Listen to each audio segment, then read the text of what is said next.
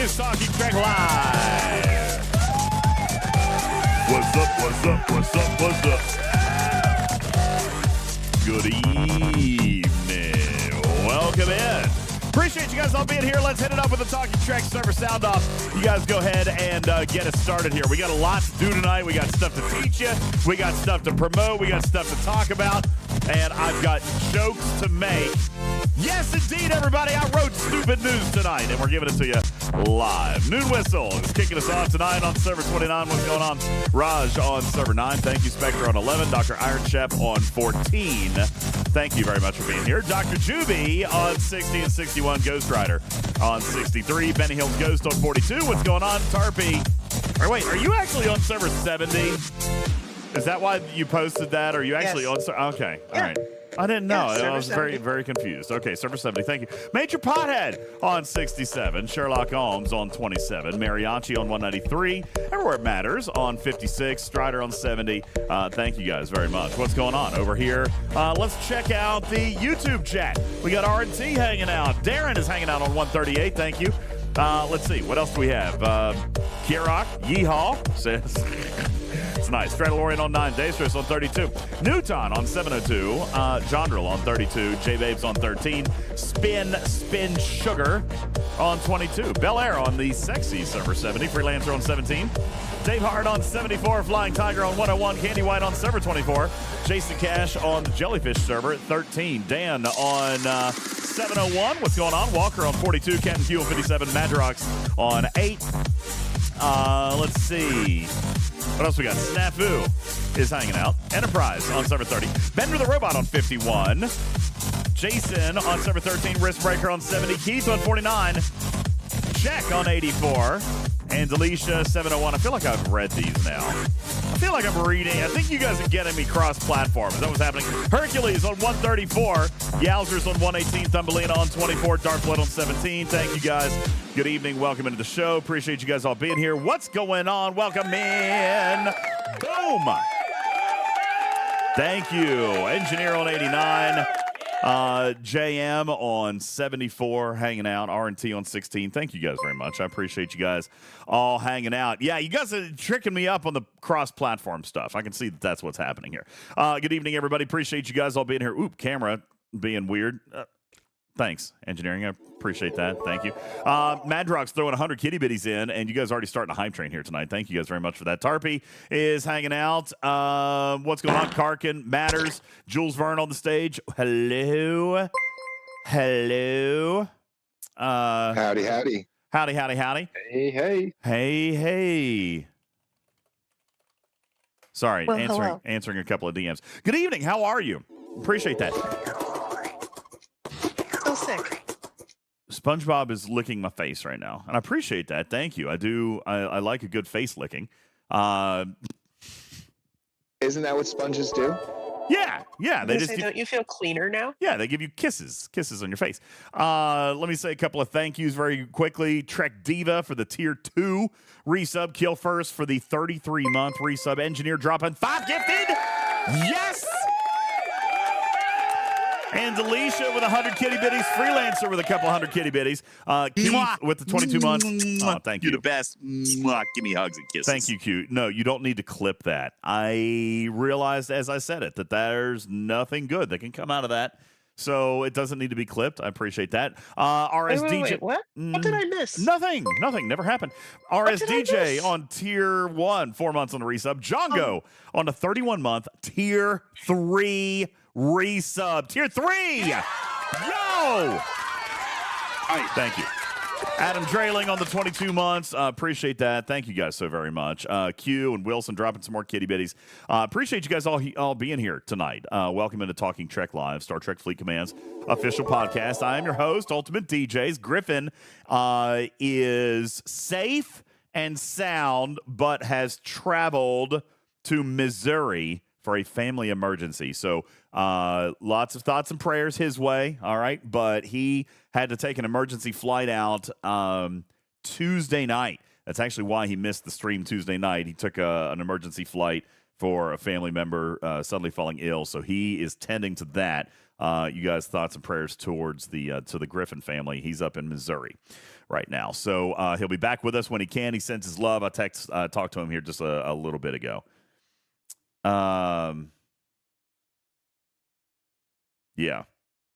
I probably shouldn't give a whole lot more information. He's got a family member in the hospital, so no good there. But appreciate you guys all coming in and hanging out with me here tonight. Anyway, as a matter of fact, it's going to be very, very easy for me. I've pretty much got a night off. I am so positive. Thank you. I'm full of positive energy. It's not all about those pergolas. Yeah, right? that's right. Not all about the pergolas tonight. I pretty much have a night off tonight because Tarpy and Jules are going to be prepping everything. As a matter of fact, I might or might not have actually prepared something for you, Karkin, mainly because I knew that I didn't have to prepare a show tonight.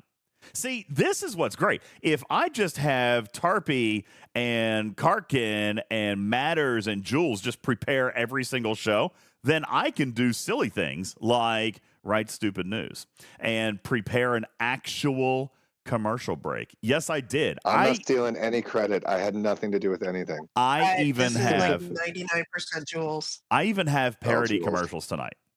All right. Like this is a Talking Trek podcast episode from like season 3, guys.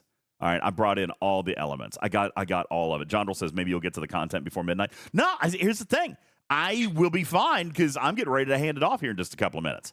All right, it's going to be fine. Yeah, that's like we're going way back in the day. Now, listen, I do have a couple of things that I want to talk to you guys about. A couple of things very quickly. Should we go ahead and do stupid news? You want to do that now, Karkin? I know you're very, very excited about this. He was dropping memes like crazy when I told him I actually wrote. Love me the stupid news. Stupid news. Yeah. All right, fair enough. Ladies and gentlemen, good evening. Welcome into the show. This is Talking Trek Live, and it wouldn't be a retro show. We haven't done stupid news in a while, but it wouldn't be a retro episode. I used to be able to say that it wouldn't be an episode of Talking Trek without the stupid news, but we haven't done that in a while. How many people in our audience are new enough to not know what the stupid news is? I bet there's new people here, Tarpy, that don't know. Oh, well, my gosh. You've never done stupid news while I've actually been on the show. Really? Really? Domo says, I don't know what stupid news is. Enthralled. Waylander says doesn't know what it is. But... Oh, my We've done gosh. stupid news recently. I don't think I've done it recently, man. I don't think I've done stupid news here recently. In the last month. Not a chance. I definitely did not do stupid news in the last month. No. When did we land our plane upside down up here? Didn't we do? I don't think I did a stupid news that night, did I? We did. Okay, yeah, maybe we did. Check. I think we did one with Bubba Joe last time he was on, but that was before the cruise. Yeah, that was like the middle of February, so maybe a month. Okay, maybe Matters is right. All right. Anyway, Corey says, "What's stupid news?" Allow me to share with you the glory that is stupid news, ladies and gentlemen, live from all across the world and checking in with the Talking Trek News Studios. It is time for the stupid news. Stupid news.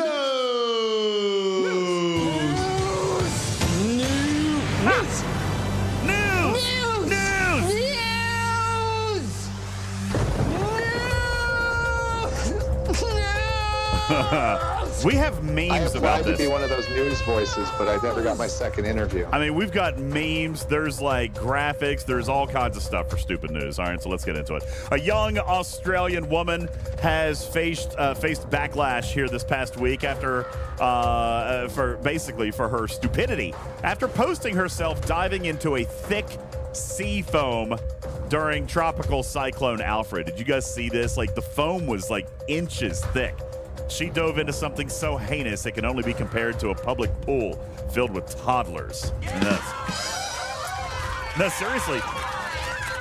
A renowned environmental microbiologist at the University of the Sunshine Coast has cautioned locals about sea foam, calling them bacteria smoothies, which also happens to be the #1 menu item over at Smoothie King. So you're good there. All right. I actually really wish that Griffin was here for this one. All right, community, I am going to ask for your help. This is going to be a wild and out segment right here, okay? You guys are going to totally understand what I mean when I get it, but I'm going to be watching the chat for your answers and your submissions. to this story. Ladies and gentlemen, Pokemon Go will be changing hands for the first time in its existence as Niantic has sold its ownership of the game to Scopely World International Gaming Incorporated Conglomerate LLC. For $3.5 billion, Pokemon is a beloved franchise, and there's not a whole lot that can probably mess that up. To which Scopely responded, "There's a prime for that. Hold my beer. Buy more packs. This Pokemon is a heroic. Sorry, that Charizard is ops locked. These Pokeballs are refinery gated. Please file a ticket. Your Pokédex is full. Game stuck. Game stuck. Game stuck." There you go.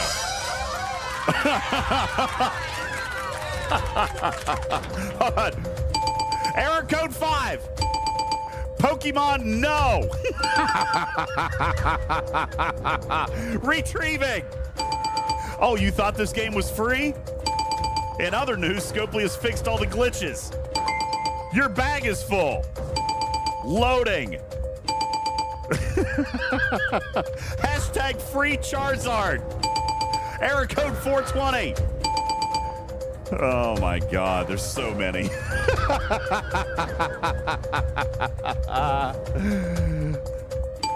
Here's a new loop. All right. Anyway, so. Oh, are there staffers here? I have no idea, but I thought that was great. Thank you. Working as intended. I'll get back to you on that. Please file a ticket. Dr. Juby sucks. All right.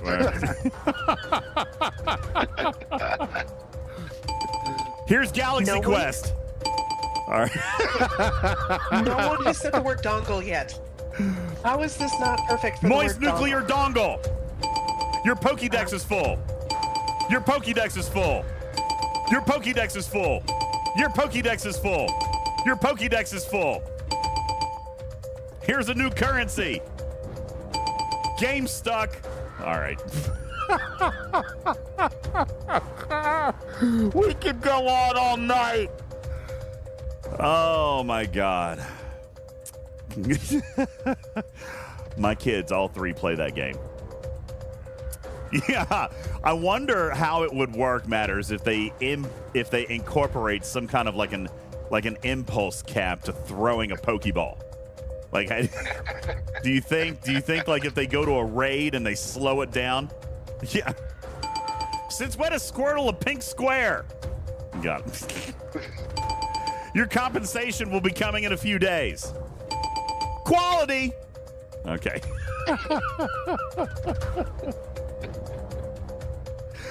Oh, man. Well, it is a product that they're just taking over, so they're probably not used to seeing good code. It's true. Maybe they could learn something. I don't know. We'll see. Let's see. What else do we have in the stupid news tonight? All of a sudden, we're throwing balls in Star Trek. What? Let's see. I've got more stuff. According to a leading physiotherapist, did you guys hear about this? Tiger Woods is sidelined until 2026 after undergoing surgery for a ruptured Achilles tendon. Tiger is going to be unable to perform and therefore disappointing golf fans all across, fellow PGA Tour players, and Hooters waitresses everywhere. That is happening, yes. Vladimir Guerrero Jr. reportedly turned down a Toronto Blue Jays extension offer of more than $500 million. Did you hear about this, Tarpy? $500 million, which is further proof that you couldn't pay the average American enough to actually live in Canada, all right? Yikes. Because they told them it was 500 million Canadian. Oh, Joke. got it. The Truman Show, often cited as one of Jim Carrey's best movies, has found much deserved success on streaming here these days, which is kind of surprising. The film is about a guy with a fake life, which would explain why Gen Z is really relating to it. All right, so there's that. Taylor Swift, Travis Kelce are in the news. We're seen getting into their getaway vehicle after a recent dinner date in Park City, Utah. That's right. Taylor and Travis were in Utah. Travis wanted to get out of there so badly, you would think he was leaving Super Bowl 59.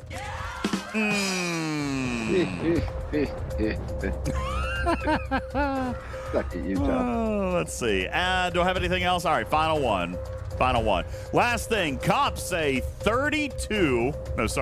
two thirsty thieves. See, say that 5 times fast. Cops say 2 thirsty thieves stole 80 Stanley drinking cups from a Dick's Sporting Goods in Long Island, New York this past week, which means they now own as many of those things as the average fitness chick. All right? This is good.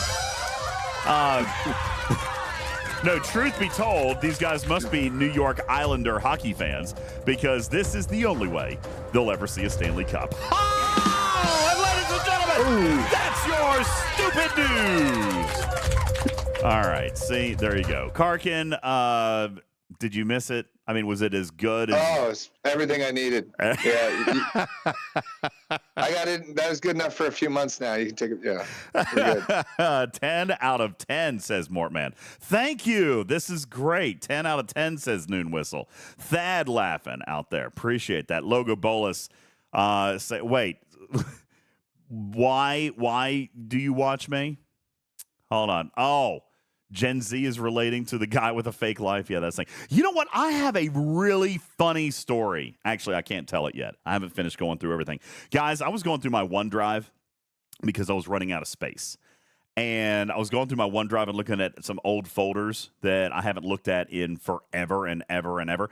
And I found, Tarpy, oh my God, I found a gold mine. I found probably 2 to 3 hours worth of air checks from when I used to do my morning show. Oh, boy. Oh, I did. Now, I listened to just a couple of minutes of it today, and I was rolling in my chair. I'm going to have to go in and change my name. But, Tarpy, I found my jingles. Like where the radio singers sing my name in the morning. In the morning. In the morning. I have my, I was so overjoyed. I found stingers, I found stabs, I found jingles, I found air checks. I found my submission to Legendary Broadcaster of the Year. I tried to enter a contest. I lost that year, but I found everything. I even found a sound clip of Snooki from the Jersey Shore introducing my show. Now, I did continue to look to see if I could find that clip from George Takei. You remember that one I told you about that I had? Yeah. I haven't found it yet. I think the Snooki thing is why you didn't win the thing of the year. It might have been. I know. Saying. Listen, this is old, guys. I have been out of morning radio for almost 15 years now. All right. This thing took me down guys, this took me down memory lane so far that I picked up my phone and called my voice guy. Do you guys want to hear? All right. So hold on. I think I can play you one thing. I guarantee that you guys have heard this guy's voice. His name is Chad. He's been my voice guy for 25 years. All right. Back when I was in college, I want to ask you guys a question very quickly. Have you guys ever heard of Spotify? Maybe. Okay, just checking. Have you ever heard of the thing that came before Spotify? Does anybody know what came before Spotify? Napster. Before, okay, LimeWire? well, no, see, those were for downloads. All right. We're talking about online internet radio. That's right. Pandora? Serious. Pandora, before Pandora. When did Pandora come out? Because I'm here to tell you. Early 2000s. Ah, good. In 1999. Napster. Oh, Napster was a download thing, and so was LimeWire. Guys, now granted, Napster and LimeWire were the things they were out when I was in high school. Because I remember downloading music on iHeartRadio. Not a chance, pothead. That came like a decade later. Let me tell you something. No.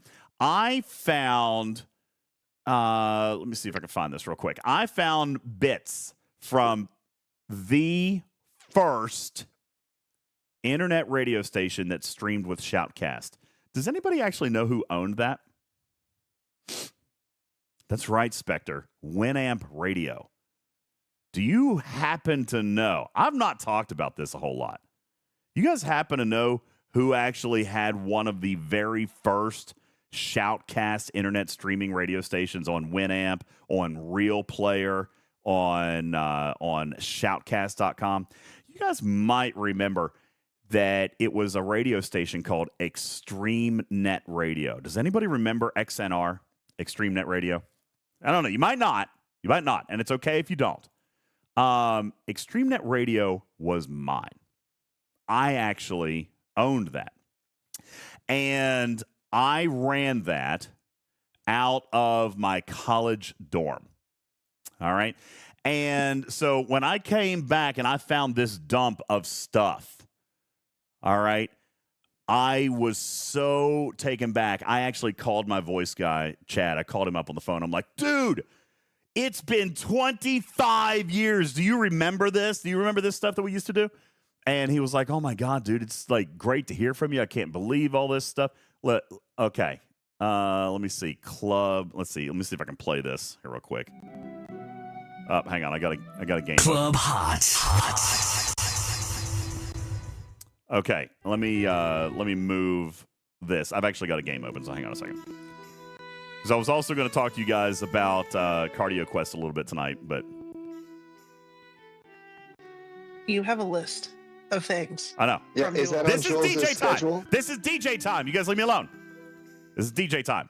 No. I did not tell DJ how much time DJ time is. How much is DJ time? That was a mistake. Well, we always say 2 minutes, but it always lasts 30. Let's see. Let me see. Wait. When he needs to last 2 minutes, he lasts 30. But Hang when on. he needs to last 2 minutes, he can't do anything. XNR, bringing you today's hottest music 24 hours a day. Artists like Back again. Yo, this is Ludacris. But I'm coming for that #1 spot. This is Jim from Jimmy Eat World. all the music you want. Can we take a ride? Get out of this place while we still have time. When you want it. Hey, this is Jennifer Lopez. You don't know how much you mean to me. Whenever you're down, you know that you can lean on me. This is Extreme Net Radio. I ran Extreme Net Radio. That was me. Do you guys remember that? Let me see if I've got all kinds of stuff in here, man. I've got so much stuff. You're listening to the all-new Extreme Net Radio. Now, a part of the LT Industries radio network on today'shottestmusic.com. This is your new home for your extreme radio revolution. Playing all of today's hottest music. Thanks for making us your new #1 choice for online radio. This is LTRN's Extreme Net Radio. Dude, we had, when I went off the air, it was because I couldn't afford to keep it up anymore, because we had over 20,000 concurrent streamers. And at the time, there was no Twitch. There was no bandwidth. We were shoutcasting this, and the bandwidth was insane because we were encoding at 128 kbps. 128. I'll play you one more. And then XNR, bringing you today's hottest music 24 hours a day. Artists like Hi, I'm Mariah Carey. Baby, come and get it if you really feeling me. oh yeah. This is Will Smith. all the music you want. When you want it. Yo, what's up? This is Simple Plan. This is Extreme Net Radio. Guys, Extreme Net Radio did so. Hold on. You want to hear one more? I'm going to play one more for you. We did live broadcasts. Yes, we paid per listener, Brett. You remember Shoutcast streaming. It was insane. But when I couldn't afford to keep it up anymore because I was in college, when I couldn't afford to keep it up anymore, I mean, we were huge. There were 20,000 concurrent downloads. We had a bigger audience than we've got here. Did I get .com? I had today'shottestmusic.com. That was my site. Matter of fact, I've got a promo for that too. Let me see, where is it? Here it is, right here. I had that one. I don't have it Check it anymore. out. The newly designed ExtremeNetRadio.com website. Now, today's hottestmusic.com. No spaces, no apostrophes. Just all of the coolest features of any website ever. Artist news, what's playing now, and request all at your fingertips. Check it out. Today's hottestmusic.com. Dude, yeah, nostalgia. I listened to this for like an hour today, and I was just, oh man, it really took me back. So we had a community so large, a listening audience so large at that point, that we, Tarpy, actually hosted a Calendar Girl competition. Check this out. XNR is proud to present our Extreme Net Radio Calendar Girl competition. Yeah, ladies, you heard right. Your chance to be on the XNR calendar for 2006 is here now. So tan up and show off some of that loving you got going on for XNR. We're looking for creative, fun poses while showing your loyalty to XNR. Be professional and courteous, but feel free to have fun with it. Photos must be submitted in JPEG format with your name and the month you're applying for as the title. Digital photos must have at least 300 DPI and a size of 600 by 800 pixels. Keep in mind the weather of this season you're submitting for. If you're submitting for a winter month, find something creative that has to do with a winter backdrop, but keep it sexy.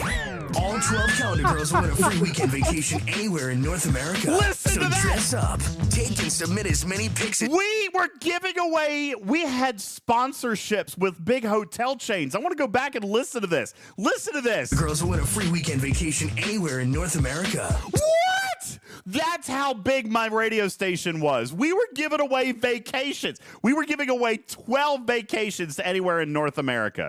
All 12 calendar girls will win a free weekend vacation anywhere in North America. So dress up, take and submit as many pics as you like. But remember, there can only be 12 XNR calendar girls. Will you be one? All brought to you by your number one choice for today's hottest music, XNR. I even hired a DJ. We had a DJ that came in and did Friday night shows. His name was DJ Zeke. It's 8 o'clock Eastern on a Saturday. And that means only one thing. DJ Zeke is on the air. Oh yeah, ladies. I'll do anything you want me to. The Mac Daddy DJ himself is on the only station. Oh my God. Bringing you today's hottest music. DJ Zeke is on XNR. This was so flipping excited to find this stuff. I mean, and I've got so much more. I found hours. I found stuff from my morning air checks for my morning show. I'm going to clean some of it up. It was a treasure trove, Spectre. I found a flipping treasure trove of this stuff. More like a time capsule. But guys, yeah. I had merch back then. Go back 20 years. There wasn't places like Fourth Wall or Printful or Shopify. Okay, I was not Zeke. Zero. That was not me. I was not Zeke. But I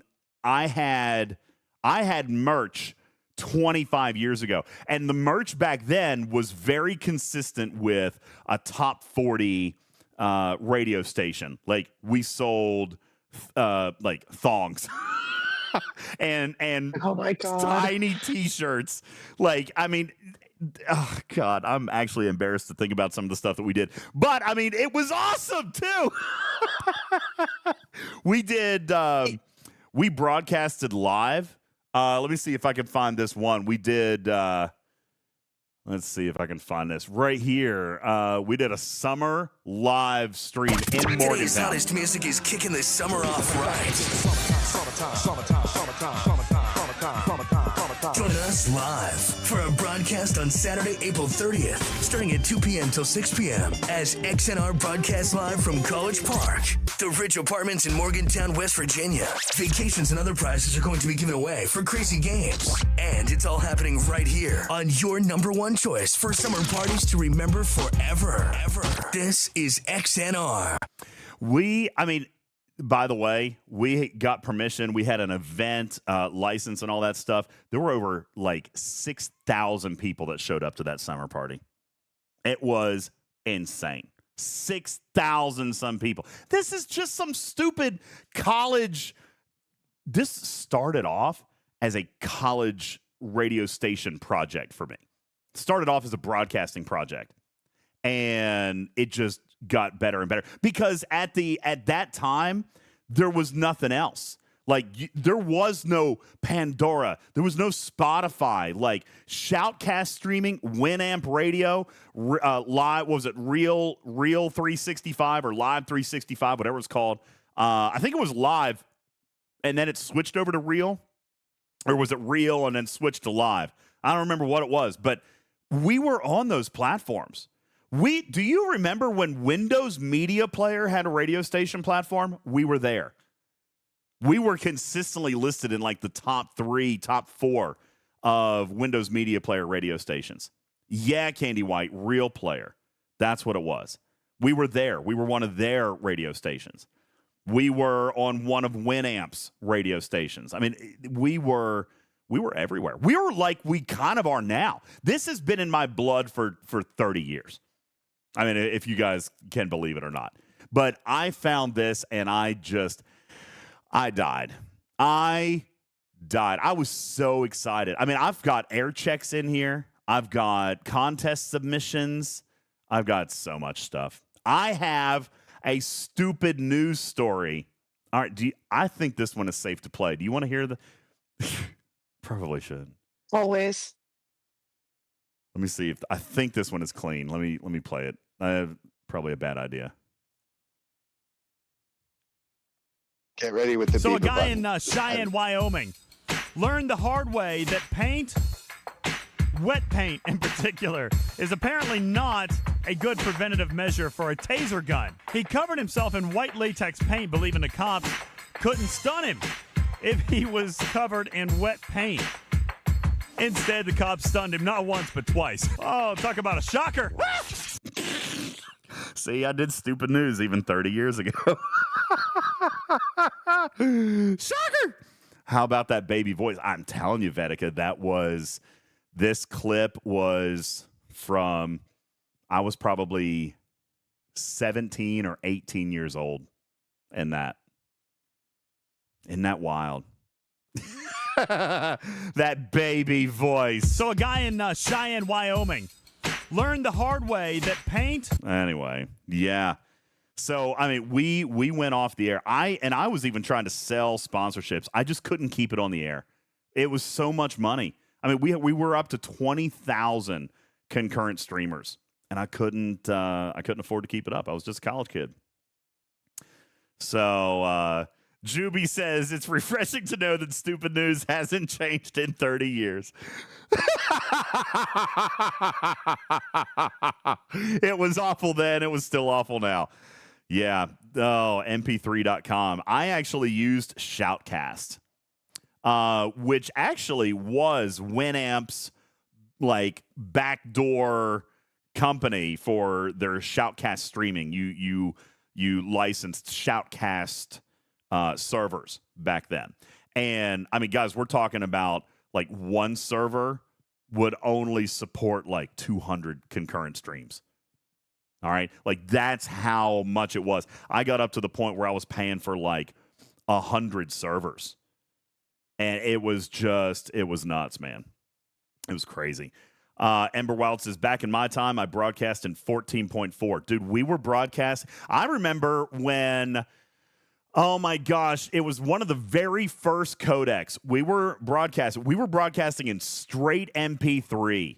All right. 128 megabit or kilobits per second, straight MP3. And I remember how much money I saved. I think it was it AAC Plus? Was it AAC that came out and allowed you to stream at like 64 kbps and it sounded like 128? Right? I think is what it was. I'm pretty sure that's what it was. And I was doing this off of like a cable connection in a dorm room. Tarpy says, this is way older than me. Oh, yeah, I'm taking you guys back. Jules, were you even alive in 1999? Yes, I was alive. Okay, just checking. I didn't know. I mean, I know you're young. I was ripping things off Napster in 1999. I got you. Yeah, Fisty. Winamp. That's dating yourself. Winamp. It really whips I was the partying llama's like ass. it was 1999. I was reading American Girl books. God. Bender says I was in high school in '99. I had just started in college. Lord Sunday says I was 8. Where were Good God. I was in elementary school. Bacon Fish says I had already been married 2 years by then. So you're good. Retrieving says I feel old now. I'm telling you, Netscape Navigator. Yeah. Anyway. Okay. So anyway, enough down memory lane. Listen, I found all this stuff, and I'm going to continue to dig some of this out, and I'll play some stuff for you. As time goes on, I think this is another safe one. But I don't want to play it. I don't remember everything. I got to go through and find, what's safe and what's not. But yeah, it was very cool to find this. This made my day. I've looked for some of this stuff forever. Club Hot. Club Hot. That was the name of my Saturday night club show. Club Hot. Wow. Yeah. Again, this was top 40. Keep it simple, man. Yeah. Just keep it simple. Listen, I mean, I'm not patting myself on the back or anything. All right.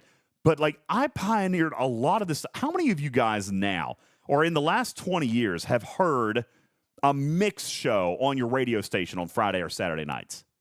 Huh? We did that. We did it first.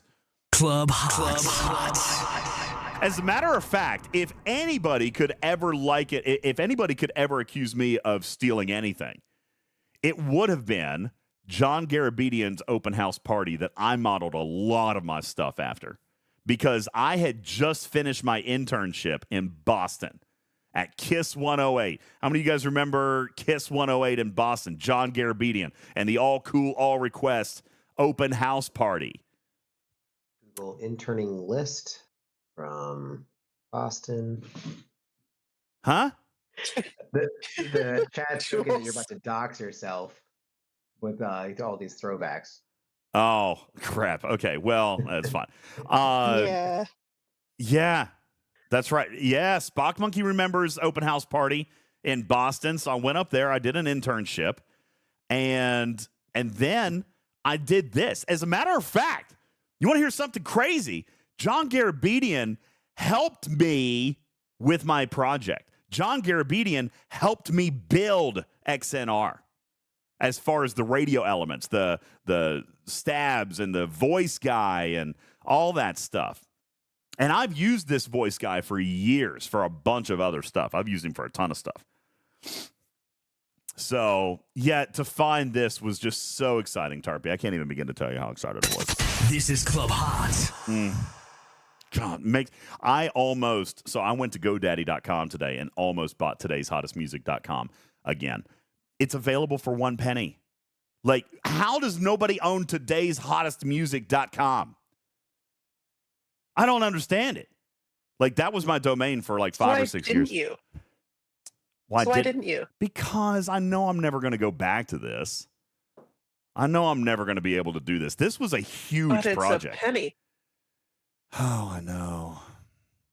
This is Club Hot. Oh God! But I couldn't keep it up. I just couldn't keep it up. Okay, DJs, look at what Juby just wrote. I'm buying it now. This is why you should have bought it. I should have bought it for posterity. Now you guys are making me think about going to buy it. Okay, hang on, Daddy. Too late, Juby. No, I've already got an account. today'shottestmusic.com. It's available. I'm locking it in. Boom! Locked! Got it! You can't beat me, Juby. No, I'm not going to bundle my domain and save. Go to checkout. Go to checkout. Checkout. Why is it $43? No, I just want 1 year for a penny. Go, Juby, go. Juby. Here's your chance. Continue. He's stalling. No, I'm not. Continue. Continue to cart. Check out now. Juby, go, go. Ready for checkout. I'm leaving you, Juby. Domain protection. No, I don't need email. With it. Complete purchase. Wait, you don't. DJz doesn't use protection on his domains. Guys. Now you just have to wait a year. Boom, I got it. Today's hottestmusic.com is yours. Woo! You want to see it? I'll show you proof. It's mine. It's mine. And for whatever reason, it did make me pay for domain protection. All right, there. There you go. I got it. Today's hottestmusic.com. And for some reason, it made me pay $12, even though it said it was only a penny. And then I got domain protection for another $12. So I paid $24. That's where they get you. So now I've got you it. just need to have a whole thing of just sites of like cats singing songs or something. Oh my God. Club Hot, where there can only be 12 cats. God. Oh, here's the thing. Here's the thing, Caledon. He says, you want to be a full-time streamer, so why wouldn't you work on this project where you already know how to monetize projects like Talking Treks? Take a gamble, bet on yourself, and let's go. Here's the thing. Internet radio is not a thing anymore. Look, Apple, where's Winamp? Where's Windows Media Radio? Where's Real Player? None of those exist because everything's on demand now. You've got Apple Music, and you've got YouTube Music, and you've got Spotify and Pandora, and all this stuff is on demand. There's no chance I could be competitive in that market right now. But 25 years ago, that was the allure of Napster and LimeWire, is that you could choose your music on demand instead of having to listen to a mix and hopefully your favorite track comes up. Yeah, so, it's definitely a different market. It's totally different today. Yeah, I mean, it would not survive today. But, 25 years ago, if I could have afforded to keep it online, iHeartRadio probably would have bought it off of me for a stupid-ass amount of money. But I couldn't keep it up. I was just a college kid. It was a school project. It was a There's school pills project. for that. Huh? What? I didn't hear what you said. I said there's pills for that. What did I say? I couldn't keep it up. Just think back the last. Did that like 5 times. All right, whatever. Yeah, you said a lot earlier too. I hope somebody clipped it. Oh yeah. Oh yeah, there. It's in there. Cool, great. Thanks, guys. Appreciate that. Well, Lieutenant Ghost Rider has a point. Studio B equals your hot radio. This is Club Hot. Oh God! But I couldn't keep it up. Thanks, guys.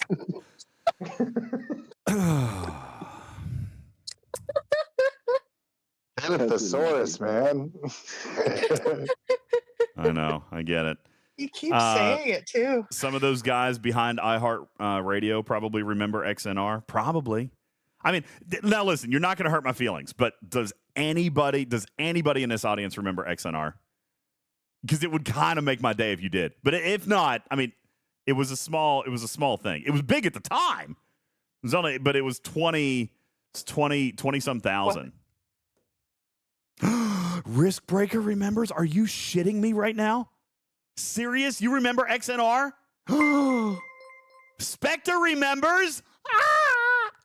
Oh, that makes me so excited. Candy White remembers. Pepperidge Farm remembers. Oh, that kind of... Dude, that was mine. XNR was mine. God, man. Those were the days. I was forward-thinking back then. Did you decide that extreme in the name made it sound cooler? Oh, yeah. It was a very, very 90s radio vibe. But listen, you guys know how I am with spelling. So Extreme Net Radio was XNR. Extreme, no E. Because I hate the letter E. There's no E in Ultimate either. All right. I've always done that. Like, I don't know. That's just always been in my creative brain. So Extreme Net Radio was XTREME with no E on the front. Just like Ultimate is no E on the end. Isn't that funny? Now, that's proof. Is that proof that was mine? I took off the E. I'm E-biased. That's right. Extreme everything was in the 90s and 2000s, Candy White. That's right. Extreme everything. So it was Extreme Net Radio. But, it was. We were the only ones doing it, man. God, so big. What?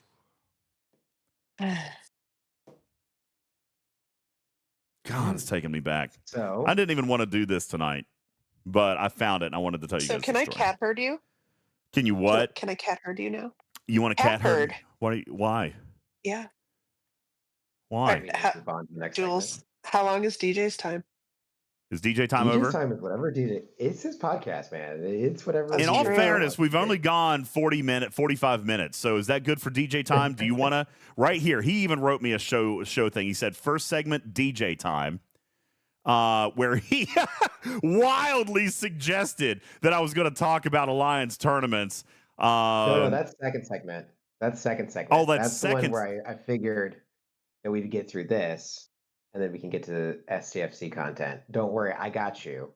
Okay. All right. Well, in that case, then we're going to take a break, and when we come back, it will be time for Jules Verne from the laboratory. All right. Jules Verne is going to come back with Alliance tournaments, giving you the easy shortcut to temporal disruptors with the Krenim time weapon and Janeway's pocket watch, in case you guys have forgotten about that. Plus, an interesting reroll strategy he wants to tell you about. That's all coming up with Jules Verne on the other side of this break. Thank you guys so very much for hanging out for absolutely no STFC content, yet for some reason there's still like 300 of you in the audience.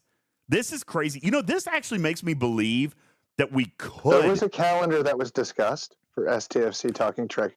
I'm not doing an STFC calendar, okay? Not doing STFC. Specifically a talking. You had volunteers. Didn't you read the chat? No, I didn't. There's already interest. A Juby gets to be May. That's right. We've got Revenant information, and that's coming up with Jules Verne as well. Grand Admiral Hunter, thank you very much for the raid. I apologize. We're going to have to take a very quick commercial break, super quick. But when we come back, and the commercial break's not just like a real commercial break. Like, I actually made some of the little comedy bits. Thank you, Ultravetica says, hashtag keep it sexy. I feel like that is going to end up on a piece of Talking Trek merch somewhere. Candy's in the audience. I feel like that's going to be a thing. All right, we're going to have to take a very quick break. We're going to hit the button. We're going to take a very quick break. And when we come back, Jules Verne will present you with Alliance tournament strategy, new updates on how to perform some tasks. And as we come back a little bit later in the show, the Rave Revenant review. We're doing a Throwback Thursday with Tarpey and Tools Verne as they give you the new and ultimate free-to-play guide on the Revenant, since players have unlocked that free-to-play this past week. That comes up on the other side of the break as well. My name is UltimatDJz. This is Talking Trek Live, Star Trek Fleet Command's official podcast. We'll be back right after this. This portion of the show brought to you by CrazyBunch.org. Are you old like Bubba Joe and get tired playing video games? Surtail has a solution for your health and wellness needs, especially while gaming. You could try an energy gummy for those long incursion events, or just to keep yourself conscious while you're doing all that mining. Surtail is an independent distributor of all aerial products you'll need to improve your gaming experience. Message Surtail on Discord or visit crazybunch.org for more information. Yo, what's up, Commanders? Great news about PvPtarget.com. You've known for a while that it exists and has some great reference tools regarding PvP banding and common crew loadouts, but they've recently launched brand new tools on the site, including a brand new cargo calculator page as well. This isn't your typical max cargo style calculator, but a brand new, unique tool that identifies the timer until you go over cargo. The game timer might tell you how long to zero the node, but how long until your miner is at risk? You can find out now by using the brand spanking new cargo calculator at PvPtarget.com. Today's show brought to you in part by the Musgrove Trial Firm in Georgia. Have you suffered personal injury in Georgia? You need a buddy. Give Buddy at the Musgrove Trial Firm a call, 678-226-1994. Visit them online at musgrovetrialfirm.com. This program is made possible in part by a grant from Corn Nuts, the crunchy snack nuggets made from dead skin we cut off our toes. Blake Lively and that guy she's fighting with. Who the f*** is that guy? Are back on the big screen with It Never Ends With Them. All the claims, all the cover-ups, all the text messages. We thought it was going to end with us, but apparently it never ends with them. On screens seemingly everywhere. Should I do it? I don't know. I love him, and he would be so hurt. Oh, whatever. He'll never find out. I'm not avoiding you. Yes, you are. I can't wait to see what happens in the next episode. Hey, what's going on in here? Honey, me. What are you doing home so early? Is that what I think it is? I swear, I'll do it again. With you. How could you do this to me? You know I wanted to watch this show together. Stream cheating breaks up 2,000 millennial relationships per minute. When you're alone in bed tonight, think about your partner and put the remote down.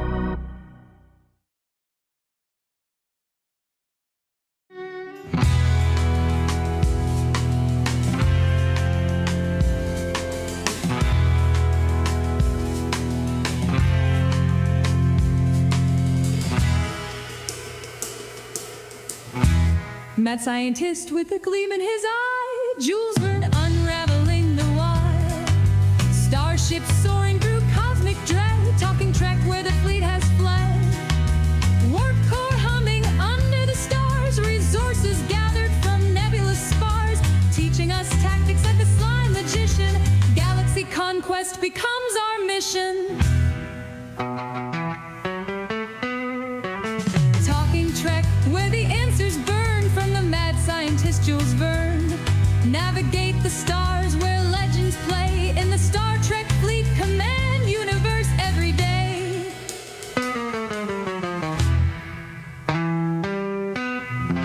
Welcome in, everybody. Thank you guys so very much. I love it. Appreciate that. Thank you very much. And for those of you who continually give me grief about using AI music, Jules Verne, I'm happy to report that was recorded literally today. And I even know the woman's name. Her name's Kat. Her name is Kat. Thank you to Kat. How cool was that? You know, let me tell you something. I love the creativity that is flowing out of this show, the community, everything. Like, this is absolutely incredible. All right, Jules, you got this today. This was from Kat, and actually there was one or two more. I actually have another one from a guy named Will, and he works with Kat. I'll play both of these for you. So they work together.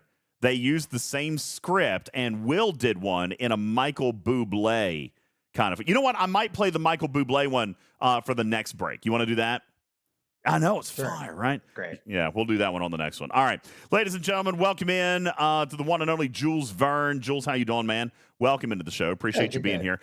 You apparently have stuff to teach us tonight, right? So I'm going to hop into the game, and we're going to talk about a couple of things. First, before you hop into the game, go take a look in the circle, grab that image, and let's put it on the screen. And while you do that, I will throw in the links to the Alliance Management Services and tournaments into the chats. All right, real quick, before hold on. Before we go too deep, you're quiet. I'm going to try to boost you up a little bit on my side. Try again. I am talking now. Okay, that sounds better. Definitely how I do a mic check. Okay, great. Yeah, that sounds so. Okay. Place this in the chats so that we can kind of follow along. This is Alliance tournaments. So recap of Alliance tournaments, kind of really quickly, briefly going over the 10K task grind guide made by Blue. So thank you so much to Blue Mandalorian for putting this together. These are the simplest 10K tasks to do that can be done free to play. So let's walk through some of these. The first two are very easy. Acquire 500 Borg solo directives. That is in your Borg tech refinery. Requires a triple pull of your rare. Doesn't matter what ops range you are, as long as you can acquire the 500 epic Borg directives, it does not change. The actual amount does not change as you go up in ops. So this is free to play for basically anybody. It does not roll that often. I don't know if it's just a low roll chance, or if it's so highly coveted that it keeps getting pulled off of the deck every time that you see it. Second one, same type of thing. Acquire 500 Epic Dominion solo directives. This would be in your Bajoran faction store. This only needs a double pull of the rare. And then we start moving towards some of the other ones that can be acquired free to play and have take a little bit of time to kind of build up, because you can't do this all in once. So This is the acquire 6,000 uncommon X board credits. And I don't know about you. I don't know about everybody else here on the panel. I feel like I see this one a lot. So we always kind of target this one in our Thumbs up lane. good, and it's my biggest source of points. It's a great one. It's your go-to reliable one for sure. I do see this one a lot more than I see the Borg ones, for example. This one shows up a lot. And the good news, the great thing about this one is it really is very simple to do. Like, I mean, granted, you can only probably do 1 or 2 of these a month, right? If your NX01 is at a higher tier, I think tier 11 is where you can be right at about 16 chest pulls. So take a look at That depends on if you're going the safe way or if you're taking some risk. And there are certain ways to subsidize it with things that are in the game, like your X-Borg down pull. Sure. And certain other refines that can, not to mention what you can purchase from the store itself if you need to subsidize the last few pulls because doing risky got you in trouble and you need that little bit extra. Yeah, But absolutely. this is also why it's a challenge when they move tournaments closer together. Oh, for Like, sure, because you got less this time one to in accumulate. particular. Yeah. Now, real quick question in the chat, and actually, I would be happy to answer this for you. As a matter of fact, I did get a couple of answers on a couple of things while we were on the Star Trek cruise. Guru asks, has it been proven that tasks held by players while they're in progress will not appear for others? Scopely Game Design and Engineering have both confirmed that is the case. So if you've got someone in your alliance who starts one and then holds it forever, then that particular task will not show back up, at least not in its position. All right. So I've had that not happen. I know for a fact someone held on to a one and then I got that very same job while they were holding on to it. It can. But when you say, so, like, let's say, for example, that it's got a 2x chance out of the 100 tasks or whatever, because every one of them has odds attached to it. All right. So some of these, like, for example, G6 uncommon materials, that has better odds. Spending the protomatter or earning the, 150 or 220,000 protomatter, whatever, 55,000 protomatter, that has certain number of odds. There's actually not 100 tasks. Jules, you would probably, this would probably make sense to you from an engineering and design standpoint. There's not 100 tasks. There's 100 unique tasks. But there's actually about 450 task IDs. Okay? And so these tasks, so for example, Borg might only take up 3 task IDs. Epic Directives might take up 2 task IDs, but spending multiphasics might take up 15 task IDs. Does that make sense? That's how they kind of control the odds. Frequency of the odds. That's exactly right. They have weighted numbers. So even though we have 100 uniques, there's actually several hundred in a rotation table, and that's how they control the odds. So to answer your question, Guru, can you pull the same task? Yes. But if it's an ultra rare task, then that particular task ID will not roll again until it is freed up from your alliance mate. So if you know that he is holding on to a very, very valuable task, he needs to get off his ass and do it. All right? He needs to get off his ass and do it. So, Durr says, so buying reroll tokens is essentially gambling. Oh, never disputed that. All right? Never disputed that in any way, shape, or form. Yeah, reroll tasks basically takes one out, throws it back into the pot, and pulls another one back out of the pot. All right. So no, and I do not know. Guru says, do we know how many of the epic solo task IDs are? I do not know that. I don't have any of the specific odds or specific numbers. One other thing that I did learn while we were on the Star Trek cruise was that there are 3 different divisions of task, which actually probably does make sense. You remember how we were talking about like if you re-roll the 750s and the 1500s, trying to roll them all, like we would do that, Karkin, and try to roll and get like 7 or 8 10,000 point tasks. Well, I'm here to tell you that I was slightly misguided in that. There can only be 10 5 10,000 point tasks at a single time. Like that is the mathematical max. And the 10,000 point task spots actually share their locations with the 8,000 and I believe the 6,000 point task. Or maybe it's, I don't remember. There's 1 or 2 point values that share. Okay.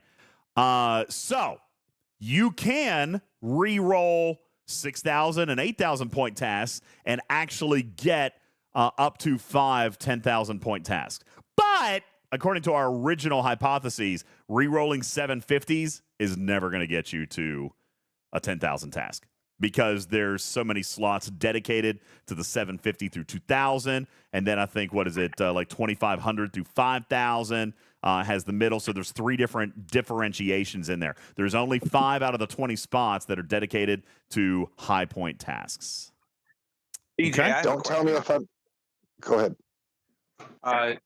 Of those 5 10K tasks, am I right in saying that only 3 of them will ever be the full loot payouts, that the other 2 10K tasks that you could get will be the ones that are like half pay? I don't know. I can't answer that. That was those extra 2 are the ones on the outside, I'm assuming. The ones that give you less credits but are at least still 10K.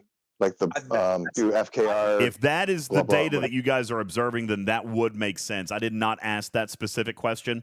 I just know that, and Daystros, you could be right. It could be 6, but I'm pretty sure they told me 5 was the absolute max number of 10,000 point tasks that you could get. And I mean, if it is 6, then that could be a thing. But to correct my earlier strategy teaching here on this, Jules, re-rolling 1500s is not going to get you there. Now, you could re-roll 1500s to try to get some 3s and 4s for your alliance, right? Or you could re-roll the 4s and 5s to try to get the 6s and 7s for your alliance, if that matters. All right. But you're not. Okay. Jules says that it is indeed 10. So we can get 6 total 10,000 points, both Daystros and Jules. I don't actually know that. But here's the thing to point out, though. Of the tasks that I am showing in my screenshot here, 3 of those are the full pay.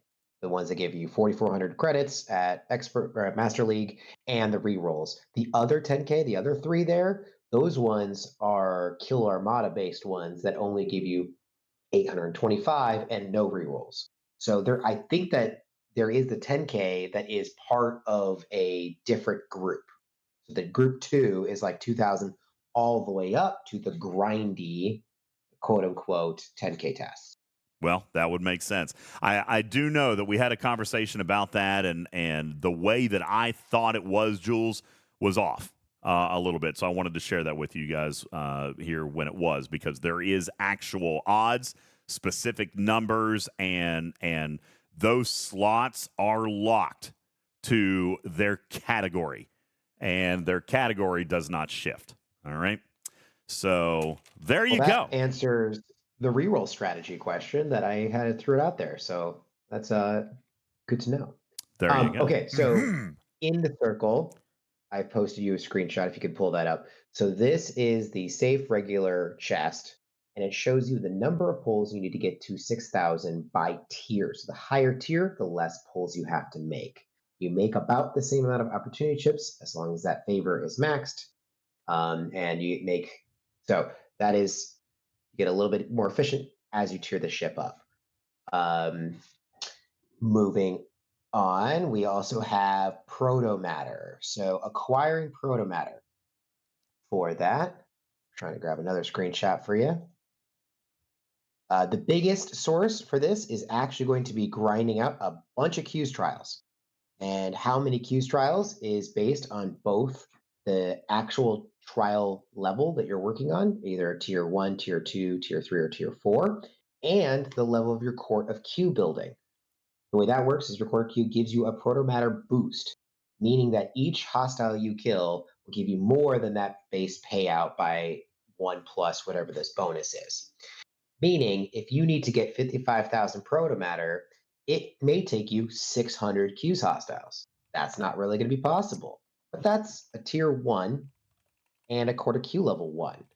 let's kind of talk about where I think a lot of players are, particularly who listen to this podcast. I would imagine that your quarter Q is maybe in the 50s, and maybe you're doing a tier 3 total payout.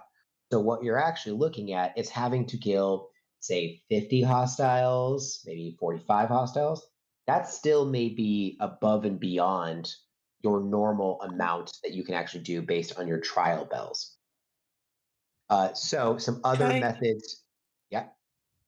Yeah, I was going to say I can add something at the end if you'd like. I just have a thing that I do for this task too to help. Sure. Yeah. So this would be hostiles. What I would suggest is finding where you are on this chart, understanding how many bells you need to have kind of in your bank. And once you get, I would say, 80 to 90% there, then this is something that you should grab and hold on to. If you have the whip unlocked, then you can do a whip pull and hopefully get lucky and get a bunch of proto matter from that. You can also go into your Xborg faction store, and there's an exchange for forbidden tech that will give you a small chunk. The Mirror Refinery also has a forbidden tech exchange if you've unlocked that. So that can kind of help you get up to that point, and then the rest of it, either from events or more likely the grind, is the Q's trial. So having lots of bells kind of banked up and ready to go. What did you want to say, Tarpey? So what I usually do, kind of, if I do Q's trials every day, what I will actually do is I will do one of each of the 1-star, the 2-star, the 3-star, and then not claim them. So if I'm doing them for dailies throughout the month and I'm just doing them to get the daily done, and I don't claim the proto matter, then that's just a little bit of a bump in that proto matter that I can claim during the task for Q's trials that I've already done and just sit there. So if you have, I mean, it's not as much as your highest level of Q's trials for most people, but it is an extra bump. All right. Okay, moving on to the next task, which is the temporal disruptors. So in order to Sorry, I wanted to say that the X-Borg task and this proto-matter task kind of actually are symbiotic in the fact that when you do the X-Borg task, you're going to get and have lots of epic Borg credits as well. And you can also claim maximum, do a maximum pull in the X-Borg's store that will get you proto matter as well. I have done that and gotten, 25K, out of all of the different ways that you can get proto matter without doing bells before I even started hitting bells. Or before I even started bells. Isn't there a favor too? Like a daily claim There is a favor? There is a daily favor in the Terran store that you can unlock. The same thing with X board credits. There's the trade down that you can do every 2 days that if you buy that in, gets you like 1,500 or something like that. There's other ways to get export credits. Normally when I do an export task, I'm getting anywhere between 1,800 and 3K from outside sources before I even pull a choice token. And speaking of the choice tokens, if you have the favor maxed for 30 days, you get 9,000. And that right there, even at, let's say it takes you 16 or 18 pulls on the safe pull, that's still 5 or 6 of those tasks that you can do every month if you save them all. Yep. Great. Temporal disruptors. So this is the next one. Acquire 15,000. Now, for a while, this was not acquirable free to play because you had to have a very high level temporal artifact. That's been hard for a lot of people. Now, we've been able to get some of our other artifacts up. So if you have not been trading back, what you do is in game, go to your gift section, over to artifacts, then into temporal restorations, and you'll see if it's gold, you've reached level 8 and you've entered the remnant world. The remnant world here means that you can actually trade excess shards of those artifacts back into temporal disruptors. So this is a great way of getting some of those disruptors back. But and some of their sources of temporal disruptors are your rare Zindi Armada pulls, which, as we know, have become easier to come by with their multiple sourcing, both in Alliance Tournament store and now also in the Section 31 faction store. So actually being able to pull that chest more than once a year is now possible and can be used as a source. Can you show how you turn them back into the temporal? Because I thought they just turned into Revenants. Like, which Let's ones see are if we? DJs can open his game. No, the temporal ones, and this is actually in a different section of your game. I think where you're thinking of is in the refinery under artifacts tab, but we actually want to go into gifts. Under artifacts, under temporal restoration bundles. So right now we can see DJs is opening up his Great Eye of Aura into temporal disruptors. So if he had excess shards in one of these or some of his other temporal artifacts, he can actually convert those. Right now, so DJs, you can go into the Orb of Prophecy and change. You got 3 extra, so you can convert that in and get 120 back. Now that's not a lot for this task, but if you have had these maxed for a while, you're still pulling your Zindi chests and they're giving you shards. You can bank those shards up and all at one time, since there is no cooldown, convert them into disruptors. I actually, the reason I don't have any is because I had just redeemed all of them for the solo leaderboard that was up just a minute, I think yesterday. So it might even be up still today. I don't remember, but I know that I converted everything and actually dumped all of my artifact currency and went through and maxed a bunch of stuff. As a matter of fact, I just finished Board Queen's Remains. I was pretty excited about that. How the value of that has changed. 10% isolytic damage at max. Dude, that is big. Good God. Big numbers. Yeah. So big. But I had just done that and had started to work on a couple of the other, the temporal artifacts that were in there. I think Coast Emojin, Chronoton Sample, and Temporal Observatory for warp speeds. Just stuff like that. I had dumped, that stuff into. So now here's the trick. Here's now the trick. There is one particular temporal artifact that you can source as many shards as you can without a cooldown. A lot of these other artifacts either have a cooldown or they require you to have a bunch of temporal disruptors themselves, and you have to pay into that, and that's just a loss of ratio, and you don't want to do that.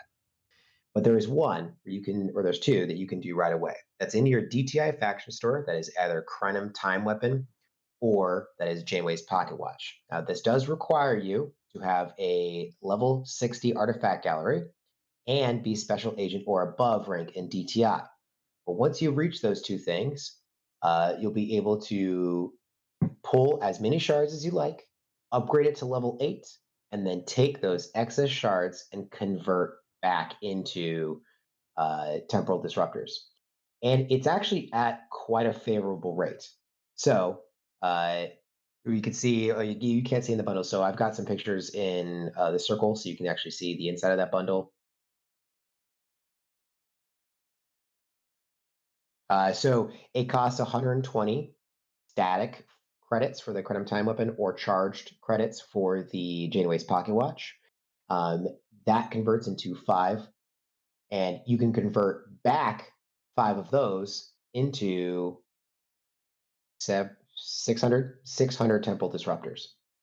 So let's just do some quick math. If I need 15,000 temporal disruptors, I only need to spend 3,000 credits.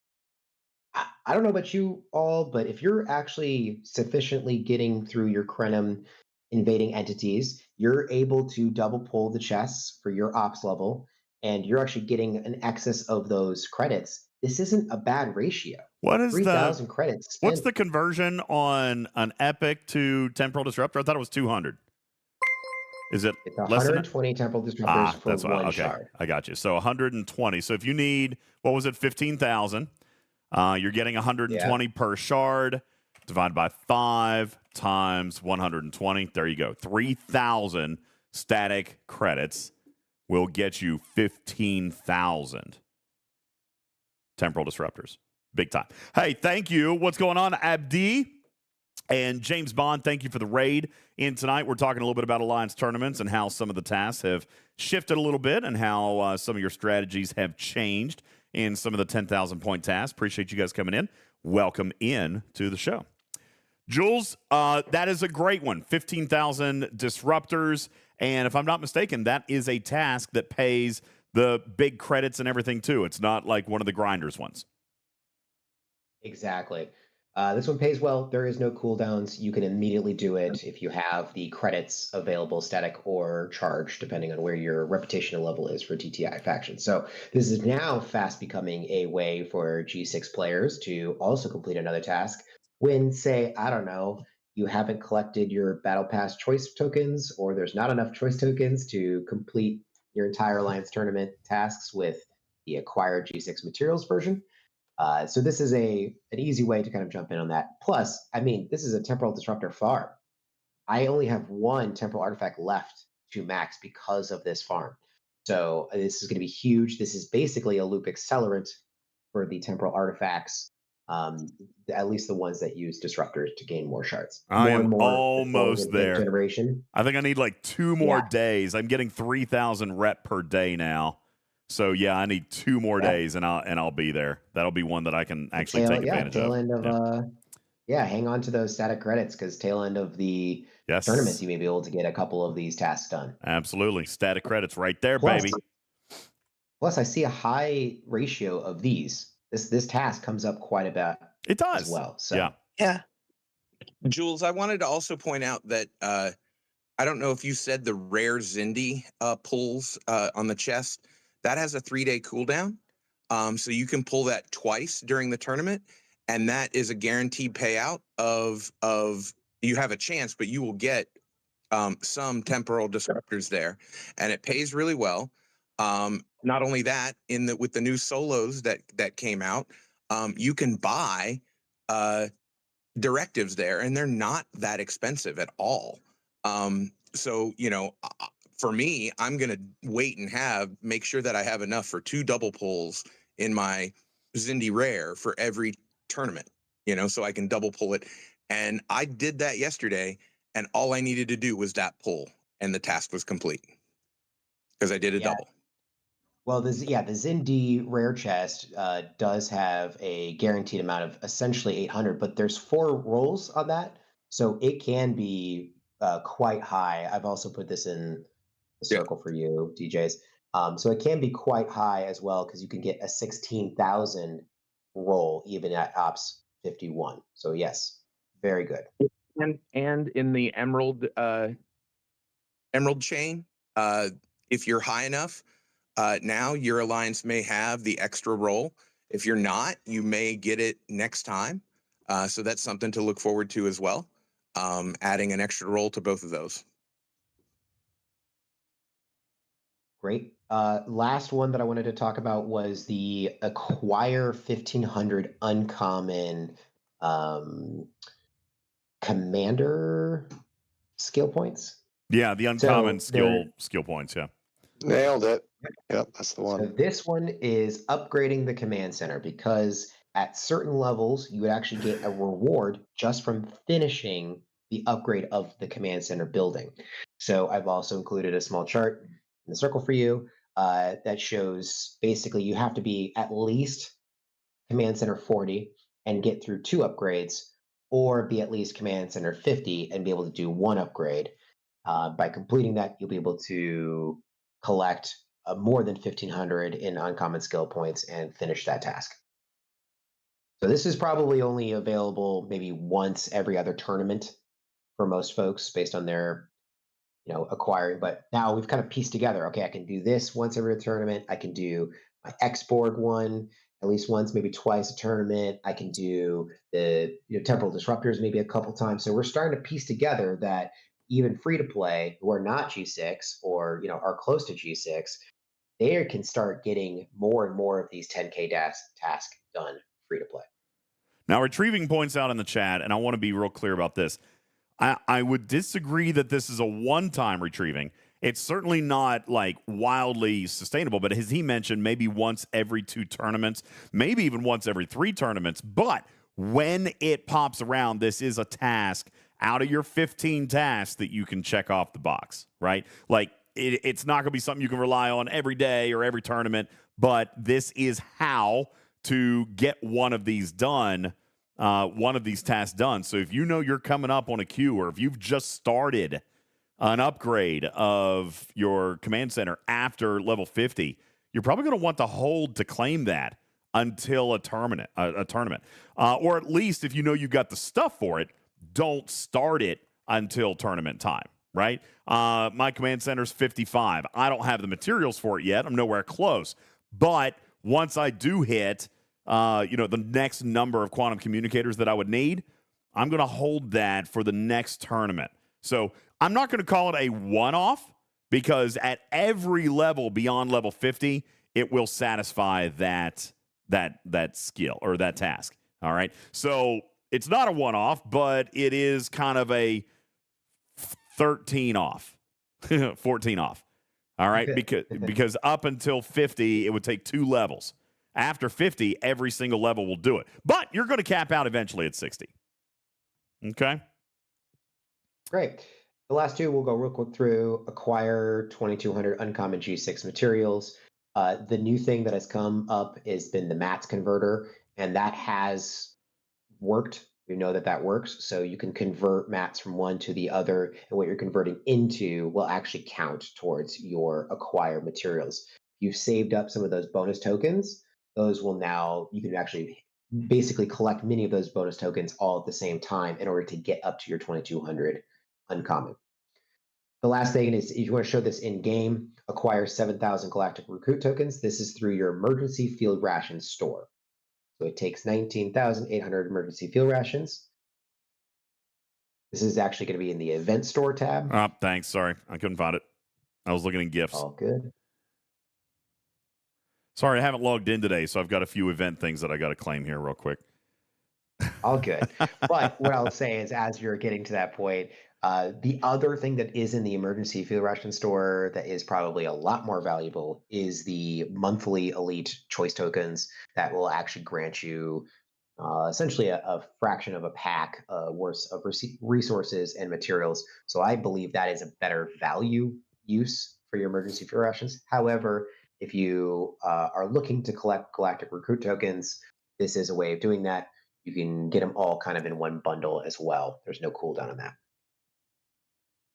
So you would not be able to finish this task with the amount of field rations you have. Correct. Plus, there's no other sources of galactic recruit tokens on a regular basis outside of the rare ticketed events. So that's not really a good sourcing path for these. And so if you can't get that 19,800, then don't bother.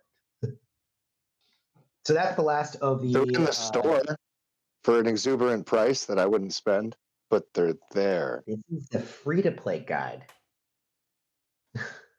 Yeah, grindable 10K tasks there, bro. Exactly. No, the tournament store, the Alliance tournament store. Oh, I see what you mean. Yes. So you could... They're purchasable there if you accidentally didn't know that you were short. Now, That's fair. Here's the That's next fair. one. Snafu points this out, and I think Tarpy had mentioned this on the last show.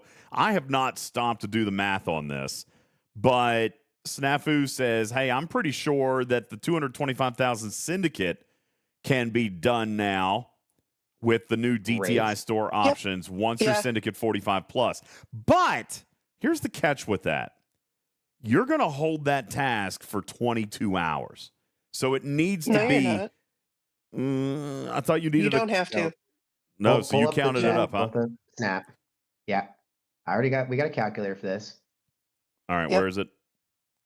In the circle. I also completed this one yesterday and today, by the way. I did the syndicate one yesterday with my battle pass included, and I did it today without. Well, daggone. So you claimed extra syndicate XP on top of your daily pulls. Yep. Yeah, So and today I always specifically sustainable, timed SLB rewards. Yeah. So that's great. That's also... And retrieving did it without. It was either retrieving or Mimi did it without. Oh. All right, so let's walk me through this, because I'm not following what you're talking about. Ooh. Can I get 225,000 syndicate in a day? There's no way of getting 225,000 syndicate in a day without pulling extra syndicate XP, either from events, either from battle pass rewards, or from other sources. But your typical daily major pothead, you're saying that it gives double points? Yeah, your daily from the syndicate The claim, it daily gives is double the points. yeah, but it's really small. 55,000 is not small. Well, 35,000 or The one that you click in the 42,000 is what you syndicate get. faction? Yeah. I get 42? 110,000 from that because my daily claim is 55. Oh, okay. Yeah. I mean, I'm not going to say that very loud, and I'm definitely not saying it a second time, but Okay. Gotcha. Which is the same reason why I didn't bring up certain things about the Zindy Rare. Huh. So watch your banners. Okay, got it. Watch your banners, everybody. Okay, moving on. Okay. That is the wrap up of Alliance tournament tasks. Nothing more to see here. there is one other pretty easy to do for most people in G5 and G6 10K task that is free to play at this point, which is complete 4 epic Dominion solos That for one 10K points. Yeah, but that gives 10K points, but not the credits.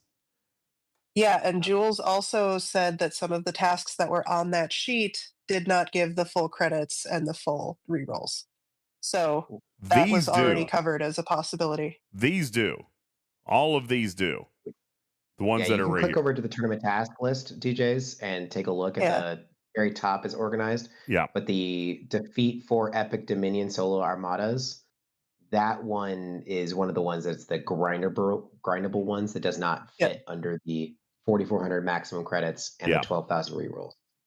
And just as a reminder, if you scroll a little bit to the right and down, you'll see that there's a small chart here that actually shows the differing credits that you would earn based on what league you're in. So if you're in expert league, you're not going to see 4,400 credits. You're going to see 3,080. So there is a reason to try to get up to master league for a lot of players. Oh, for sure. And we've seen some of that. Like I saw somebody in the chat earlier said, I'm not getting 4,400. They're only getting 1,980. That means you're in the adept league. So, this is why relegation is bad and ascension definitely needs to be a goal. Like absolutely super big goal. All right. Hi, Shelby. What's going on? I see you. Yeah. If we're ready to move on to the next segment, or do you want to take another commercial break? Let's take the break because unless you're going to get through it in 20 minutes, right? You going to get through it in 20 minutes? Nope. No. We're not. All right. No what There's we're going to do? 34 slides. What? We'll get through fast. Faster than G6. 34 slides. We're going to do this. We're going to take a very quick break. When we come back, we will have the free-to-play guide to the Revenant, all right? And this is what people have been asking for. A lot of you opened up and unlocked your Revenant free-to-play this week. So now, how do you use it?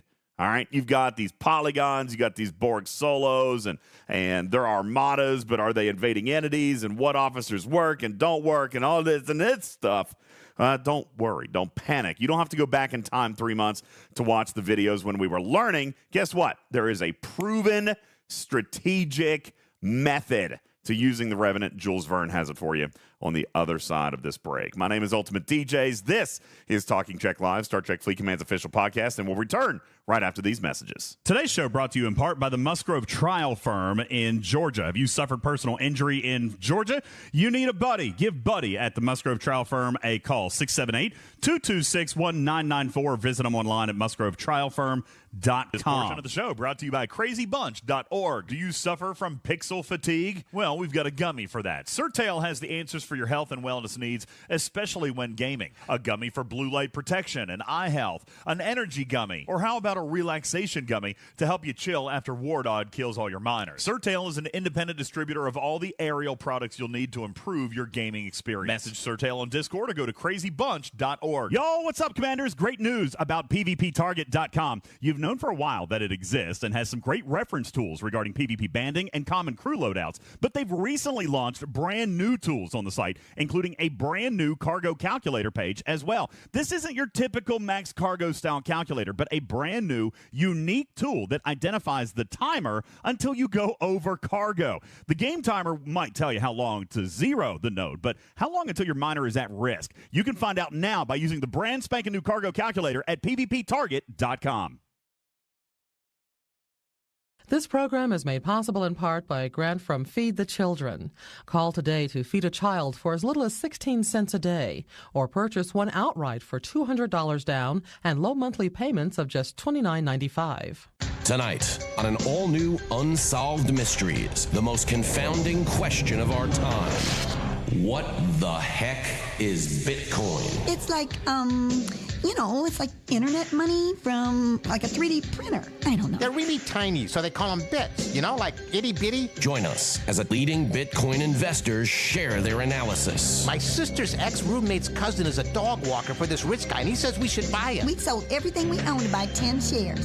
Mommy, have you seen my Xbox? Not now, honey. I'm busy. Unsolved Mysteries, the Bitcoin edition. I told you this was great. Tune in at 9, and who knows, perhaps you can help solve a mystery. Oh no, it just fell 4,000 points. I'm such a dope.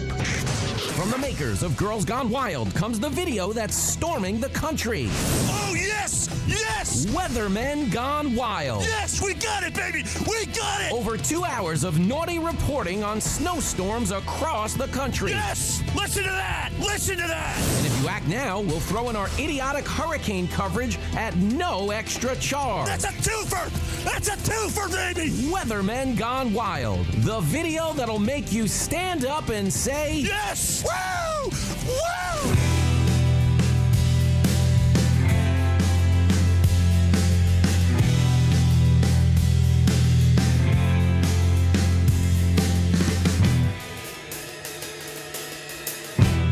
Mad scientist with a gleam in his eye, Jules Verne unraveling the why. Starships soaring through cosmic dread, talking Trek where the fleet has fled. Warp core humming under the stars, resources gathered from nebulous spars, teaching us tactics like a sly magician. Galaxy conquest becomes our mission. Talking Trek where the answers burn from the mad scientist Jules Verne. Navigate the stars where legends play in the Star Trek Fleet Command universe every day. Welcome back, everybody. Appreciate you guys all being here. Welcome into Talking Trek Live, Star Trek Fleet Command's official podcast. Thank you, Will, for putting together our most recent Jules Verne tribute right there. Kat and Will, they work together in a studio, and obviously both of them sing. We sent the lyrics over. They were like short, sweet, a little bit of a swing feel to it, Jules. That was, it was described to me as the Michael Bublé version of yours. You're right there. Naz says I didn't play the other one. Yeah, I did. I played both of them, right, Jules? I played the Michael Bublé one, and then I played the Cat one, right? Yes. Yeah, played them both. Wonderful. Yeah, they are absolutely amazing. There is one more, but I don't remember what this one is. Have we played one. This one? I haven't played entirely, so let's hold on to that one. For Oh, okay, we're gonna save that one until next time. All right, we've got more. Yeah, we've got more, guys. And again, I really appreciate you guys submitting everything that you're submitting. This is absolutely fun that you guys are submitting all this content. And thank you again to Nigel, who has sent a lot of it over. This is not AI generated stuff. Like, we're getting the The people, musicians. This yeah, is great. musicians and singers. Like, it's absolutely crazy. It's wild. So thank you guys very, very much. I appreciate it. Johnny Five says both are great. The cat version is a banger. I know, it's so good. It's great. Anyway, good evening, everybody. Appreciate you guys all being here. The show advertisement was listed as such. Daystra says the ads are ridiculous. Come on, that was the fun stuff about them. You know, for people who complain about the ads, and I get it. When we're on Twitch, all right, let me just remind everybody, because we haven't done podcast ads in a very, very long time. All right, so let me just remind everybody how this works. On Discord, like when we do a podcast, we simulcast that onto Twitch and YouTube. All right. So when that happens, Jules, we have to take ads on the podcast. We've never sold subs to not have ads on the podcast. We have to. We have actually sold advertising on the podcast. So that has to happen.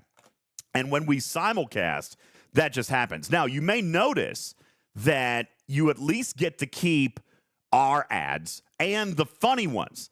Because I saw somebody joke about this, about ads on top of ads. Well, I do that on purpose. So when I send the podcast to a commercial break, I will also send the Twitch audience to a commercial break. So they might get national boring ads. They don't get our ads. And then the comedy bits, right? They don't get that. So your sub on Twitch still allows you to receive local content, if you will. But yeah, there are ads. Now, when we are just on Twitch, like we were on Tuesday night, when we're just on Twitch and not recording a podcast, then we don't take ad breaks. So Twitch you'll stay with me the entire time, is how that works. So we don't actually take podcast ad breaks. So when the Twitch audience goes to an ad break, then you guys get to stay with me, is how that works. So can community members buy ad time? You should post the rates. Yeah, actually, we do have. It's on the Patreon. Actually, that's how we sell. That's how we sell the ads. So somebody asked earlier if Buddy was still paying for his ads. He sure is, because he's a business sponsor on Patreon.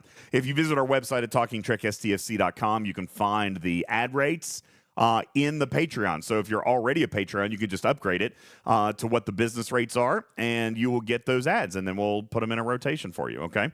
That's right, like Buddy and the Musgrove Trial Firm and all the others. They're all in Patreon, and that's how they pay for their ads. That's how we put that stuff up. So you'll have an opportunity to do that if that's something you guys would like to do. And it's super cheap. I mean, it's not expensive at all. It's like, I think the smallest package, Jules, is like $50 a month.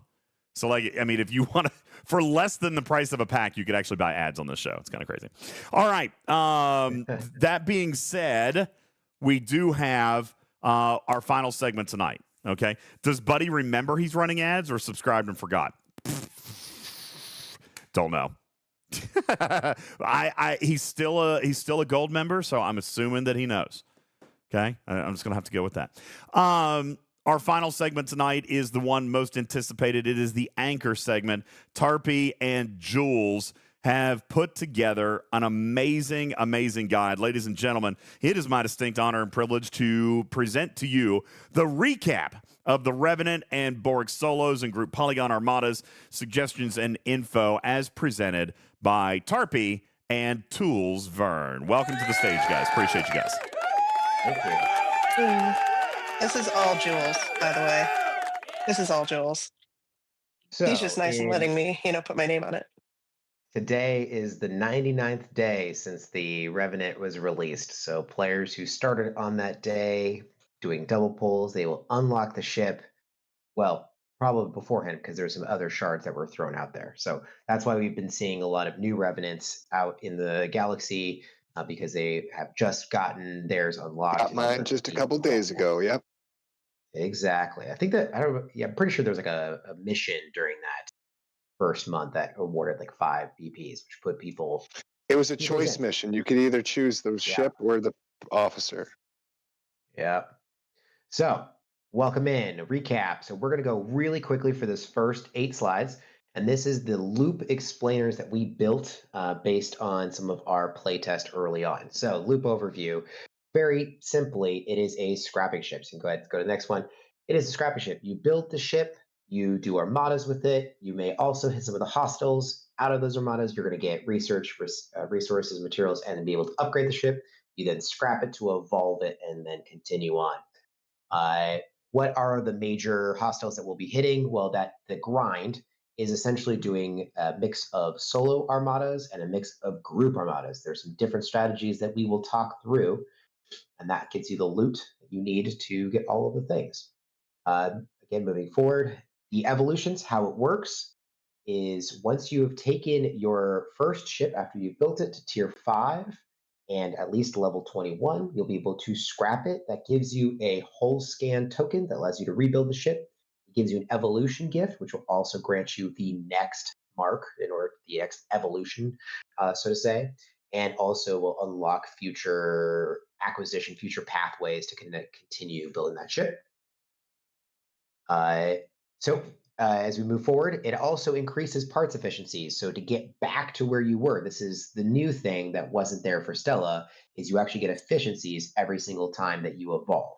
So it's not going to take too long to get back to where you were with those efficiencies. In fact, we'll talk about this a little bit later. It'll probably only take you 1 or 2 days once you reach tier 5, scrap it, you can get back to tier 5 within 1 or 2 days. Same thing with tier 10. So very easy. There's a parts efficiency that kind of helps you kind of get through that. It is locked, and there's where the ops locks are. To get to Mark II, you can actually be G4, but you can't get past that. We'll kind of talk about that a little bit later. Some of the other benefits of the ship, this is something that I always promote. It is, what is the ship going to do for me outside of its loot? Well, really, it's a resource and materials generator. That's really what it is. It has an enormous amount of resources, an enormous amount of materials in the long term. It also will enhance your chaos tech shard sourcing for those 4 specific chaos tech. Enhances it by 4 times. So that is great in order to kind of try to source those faster. Another thing that it provides you, some other non-loot buffs, are through its research tree. Now, you initially, when you build the ship, you'll get 900 ionized nexus particles. Essentially what that does is it unlocks the first level of 9 of these. So don't spend them all in place. Try to, actually unlock them all first. And then you'll get a lot more. It transfers the cost to something else. Okay. You'll get a lot more later on for last levels of researches as well. But there's a lot of good non-loot benefits in here. Research cost efficiency, ship cost efficiency, proto-matter, Nova Squadron, artifact gallery, and obviously boosting the Chaos Tech bundle. So these are some good things that you'll see here. And the next slide shows you where those first 900 ionized particles go to. Okay, we are ready to jump in to day 1. So day 1 sourcing, you're going to build the ship. And I don't know about you guys, but before I had the ship, keeping up with the tech modules was kind of a pain in the butt. But the ship, even at tier 1, level 5, has a 500% loot bonus. Now, it probably can't hit the same hostiles that you were hitting before with your bigger ships. But even as you get to tier 2, tier 3, you're getting such a huge loot bonus that even if you hit down, you're going to be gaining so much. You're going to fill your cargo up. You're going to have plenty of chaos of this tech modules that you can completely forget about hitting the hostiles. It will not take long before that loop is done for you. This is a loop ender. And it accelerates it so much that you don't have to care about doing the hostiles. It's not an every day. It's not an every week. It's every other month sort of thing. I think you may have to skip through a couple of slides here. Yeah. So now going on to the actual loop. So Armada loop.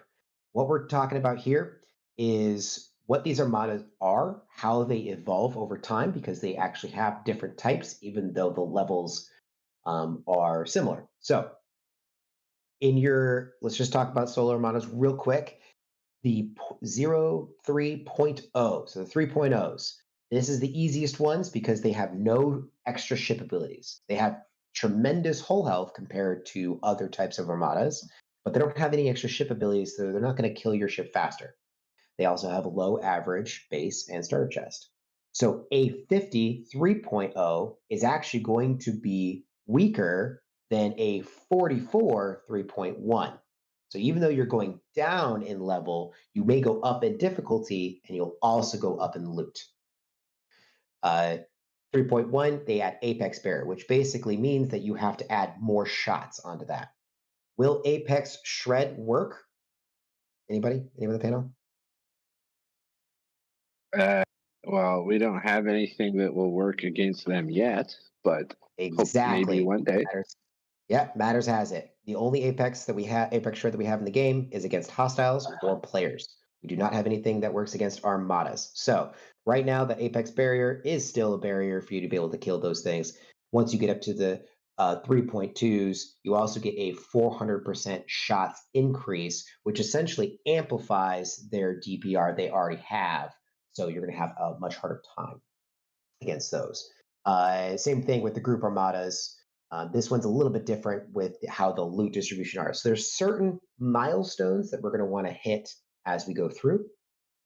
How the loot works, if you can go to the next slide, the solo loot table. So there is a research that you need to upgrade as you tier up the ship. It will be locked to the tier of your ship, and that gives you a massive bonus in loot. And this is just the base loot. So the starter chest does not get increased at all, but the base loot we can actually increase. So I built a loot table here that shows you the base times the research bonus, and then you add on a starter chest. So say we're tier 1 to tier 4 really is where we're going to be sitting when we're still without a Mark 1 essentially. And very down on the bottom of this chart, we can see what the base bundle costs are for each of those. So at tier 1, I need to get 12,000 of this loot to hit a double chest on my solo loot. That means that I basically need to hit a 46 1.1. Now that may be a little bit out of reach in order to do that. Actually, that's not correct. You actually have to hit a 44 1.1 because this is per armada, and you actually technically get 2 armadas per day. So hit at 44 1.1.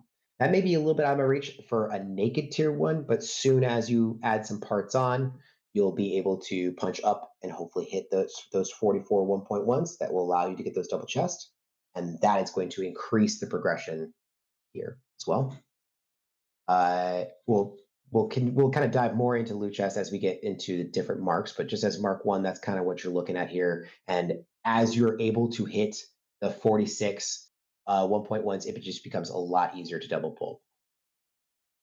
So back to the group loot table. So the next slide, DJs.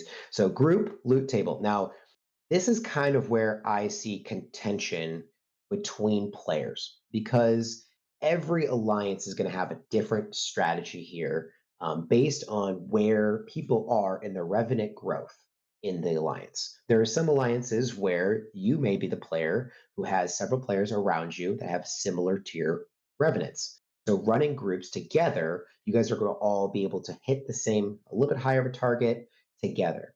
And you share that loot equally. You could have a whale in your alliance, or just a player who bought the ship day 1 and is now Mark 3.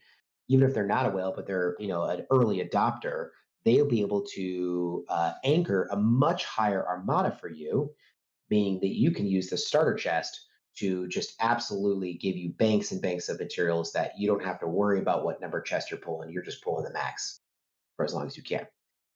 Or conversely, you may also be the biggest player in your armada who just unlocked the Revenant and has to carry everybody else. And that's going to be a harder task for you to kind of figure out where you're going to be. Okay, so let's talk through Mark 1 solo strategy in some detail. So Mark 1 solo strategy. First off, you're in a Revenant and your base, you have a damage boost against your targets, but you don't have anything else. You don't have the extra shots. You don't have the extra Apex barriers. So what are some crews that work? I put some crews on here that include some shot increase officers, some other good, just general crews. I'd like to hear from the panel if there's other crews that are not listed here that you guys want to throw out as options. The crews that I use, and honestly, I can't remember right off. I've got them in a bookmark. I'll show you what I use, and I'll read them out for the podcast audience.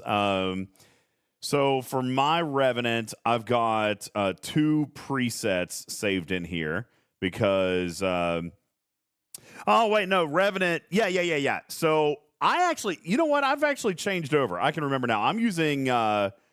Depends on what I'm trying to hit. I either use a DJz crew for loot, depending, or I'm going to go all out with a Chakotay, Doctor, and DeMarco. Let's see how that lines up with what you've got over here. Yeah, that's a great There crew. you go. Chakotay. Yeah, I've got Doctor in here and a DeMarco instead. You've got DJz with Miles and DeMarco, so there's some good variations here. I would there's a lot of damage. There's a lot of damage boost that you're getting out of this. So things that are going to help are going to be increasing your shots, increasing your criticals, increasing your isolytic. And that's what you've done with that crew. The loot crew that you showed, I would not do that because it's going to be immediately nullified by how much base extra loot bonus you're getting from that research. That's so loot right. crews aren't great, particularly if it means you have to punch down in order to use loot crew. It's always going to be better to be able to punch up without a loot crew. Yeah, you're exactly right. And that's what I was thinking when I looked at that. The DJz one, because see, I don't use 2 ships anymore. Now I'm sending the Revenant solo. And that's the only ship that I send. So yeah, I'm using the Chakotay crew now. Revenant's always been solo.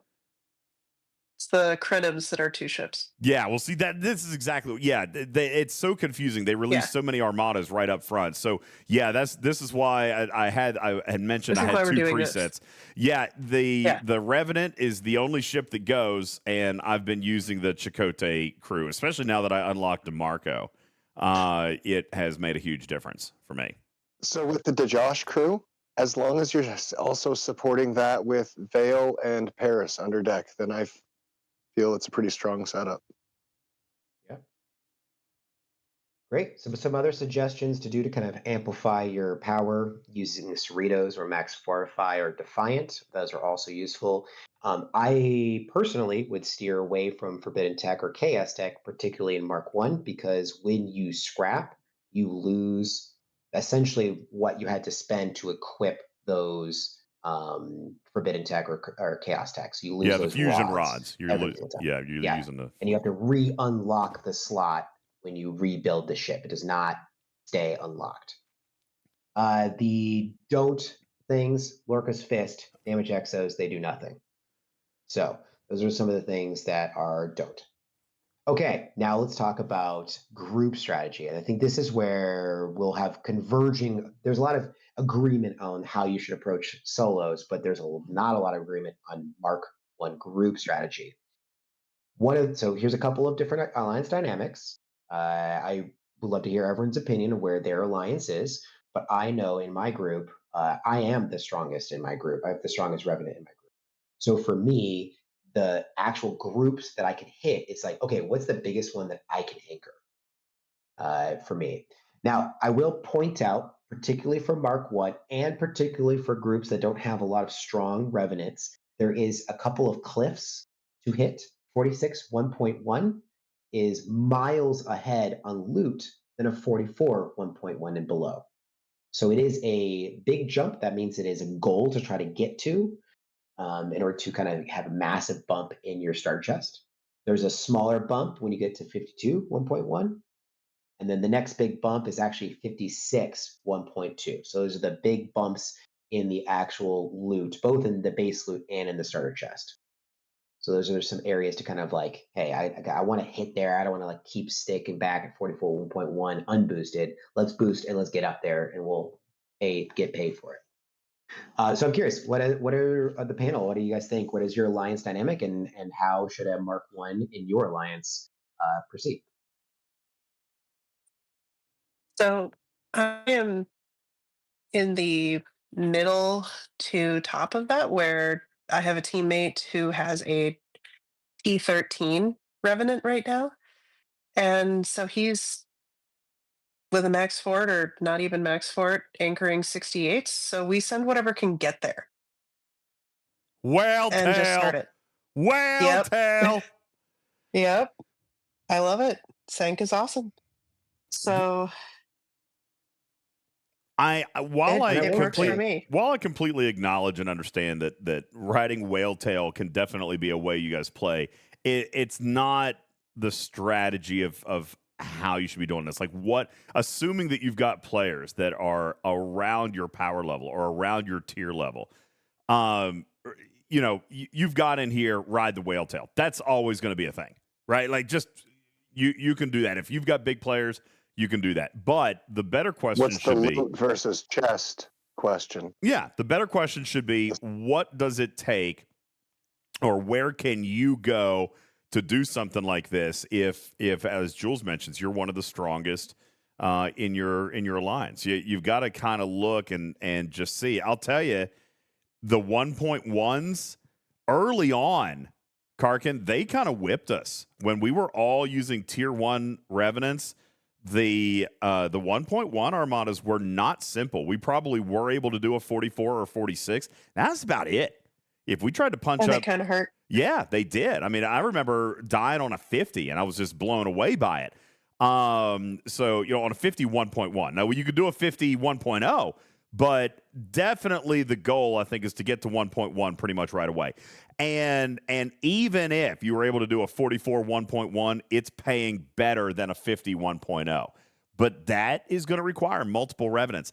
The other thing that is important to point out here, Jules, and I remember us talking about this early on, is there is so much damage that happens. Like, even within our own alliance, Karkin, I've had to literally scold and yell at people who show up in other ships.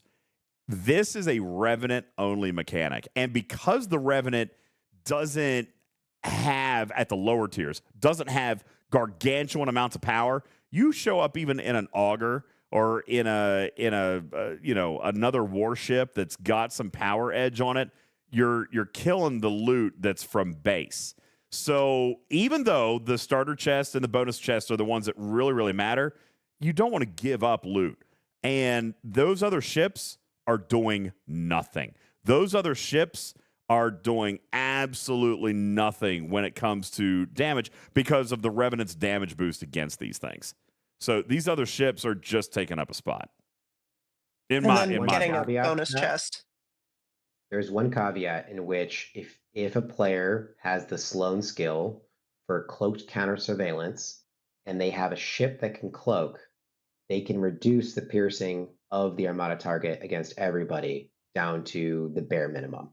So there is a benefit for one ship that's cloaked with that skill maxed that could work out for some players. So if we're riding Whale Tail, well, one of the things with the Revenant is that it's probably going to have a very low warp range. So how are you going to get to these super high armadas and start them? It may be using your big ship, your faction ship, your cube, whatever can get you up to, or even the NX-01, whatever can get you up there to start that may be worth it for you. I will warn people that the Eviscerator can open a rift, but we got to remember the OPSOX of the Eviscerator rift. So if you are a G4 player, you can't get past the 50s, right? So 50 1.1 is the highest you can get rift up to. If you're a G5 player, you can go all the way up to 61.2, get 2.1 million in the starter chest, and boom, like you're golden all the way through Mark II.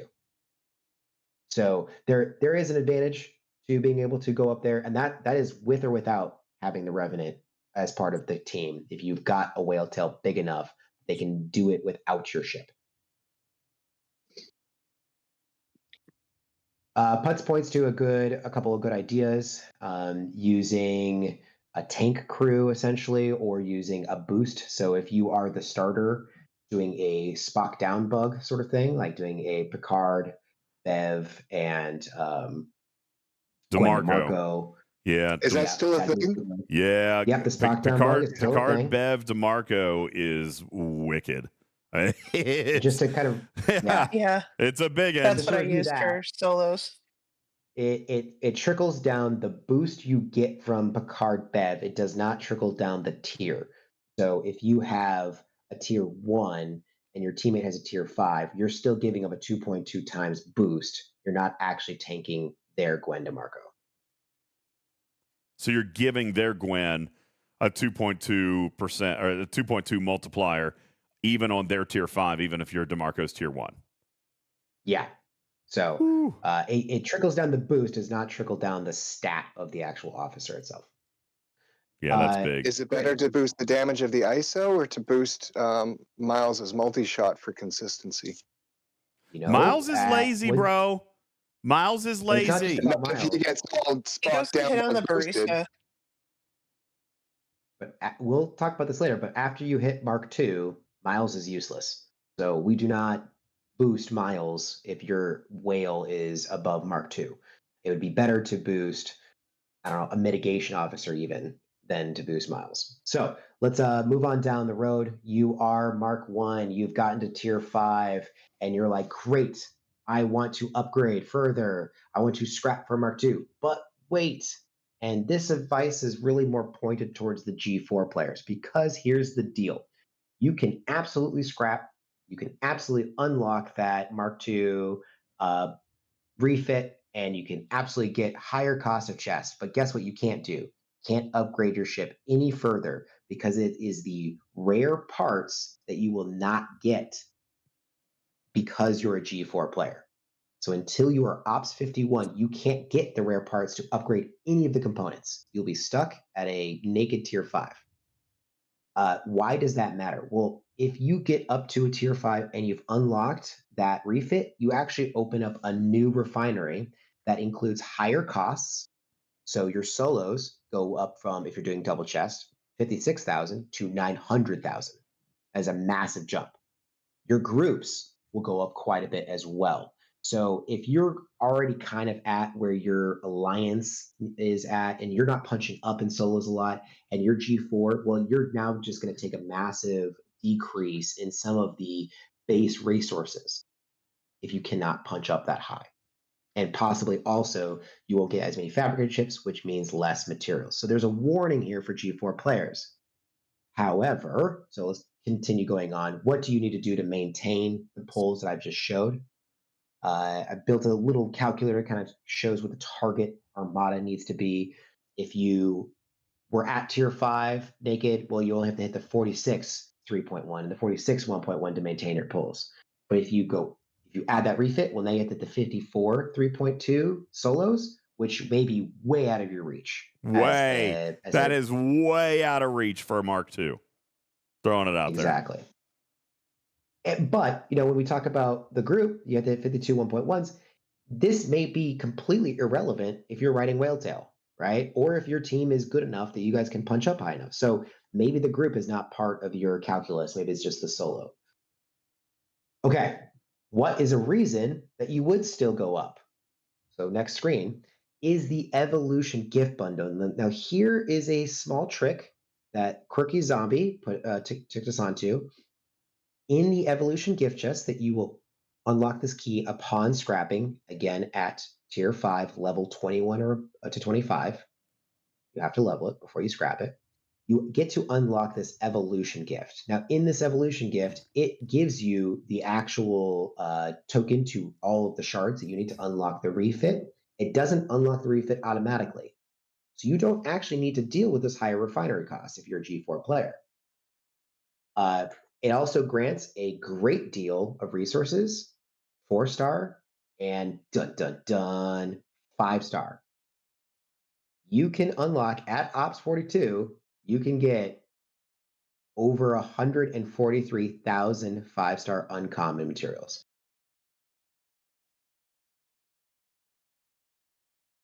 Everyone's silent. I was only silent because I was still calculating how much latinum that would be that I ended up spending, because when I went to G5, I spent a crap ton of latinum on About the half a million common. Yep, half a million common. And you can do this as a G4. I mean, you guys remember how many when we were scrapping G4 ships and jellies and we're trying to get all those primes that cost G5 uncommon or G5 rare? Well, here's your source. So this could be really big. One of the things that you won't get if you do not unlock your refit and actually get the Mark II refit unlocked means that you won't get the efficiency boost, which means getting back to tier 5 will take just as long as it did before. A little bit faster because you're getting more payout, but it will still take a long time to get back to tier 5. So it may be worth banking up directives, banking up loot, banking up some of those chips. If you're going to pull the trigger and get these amazing evolution gifts, especially as an early G4 player. Okay. Some of these things moved around a little bit. That got moved around. I don't know if that was me. I don't think that was me. Let's just skip that for now. Maybe we'll come back. Yeah. Okay. So Mark II.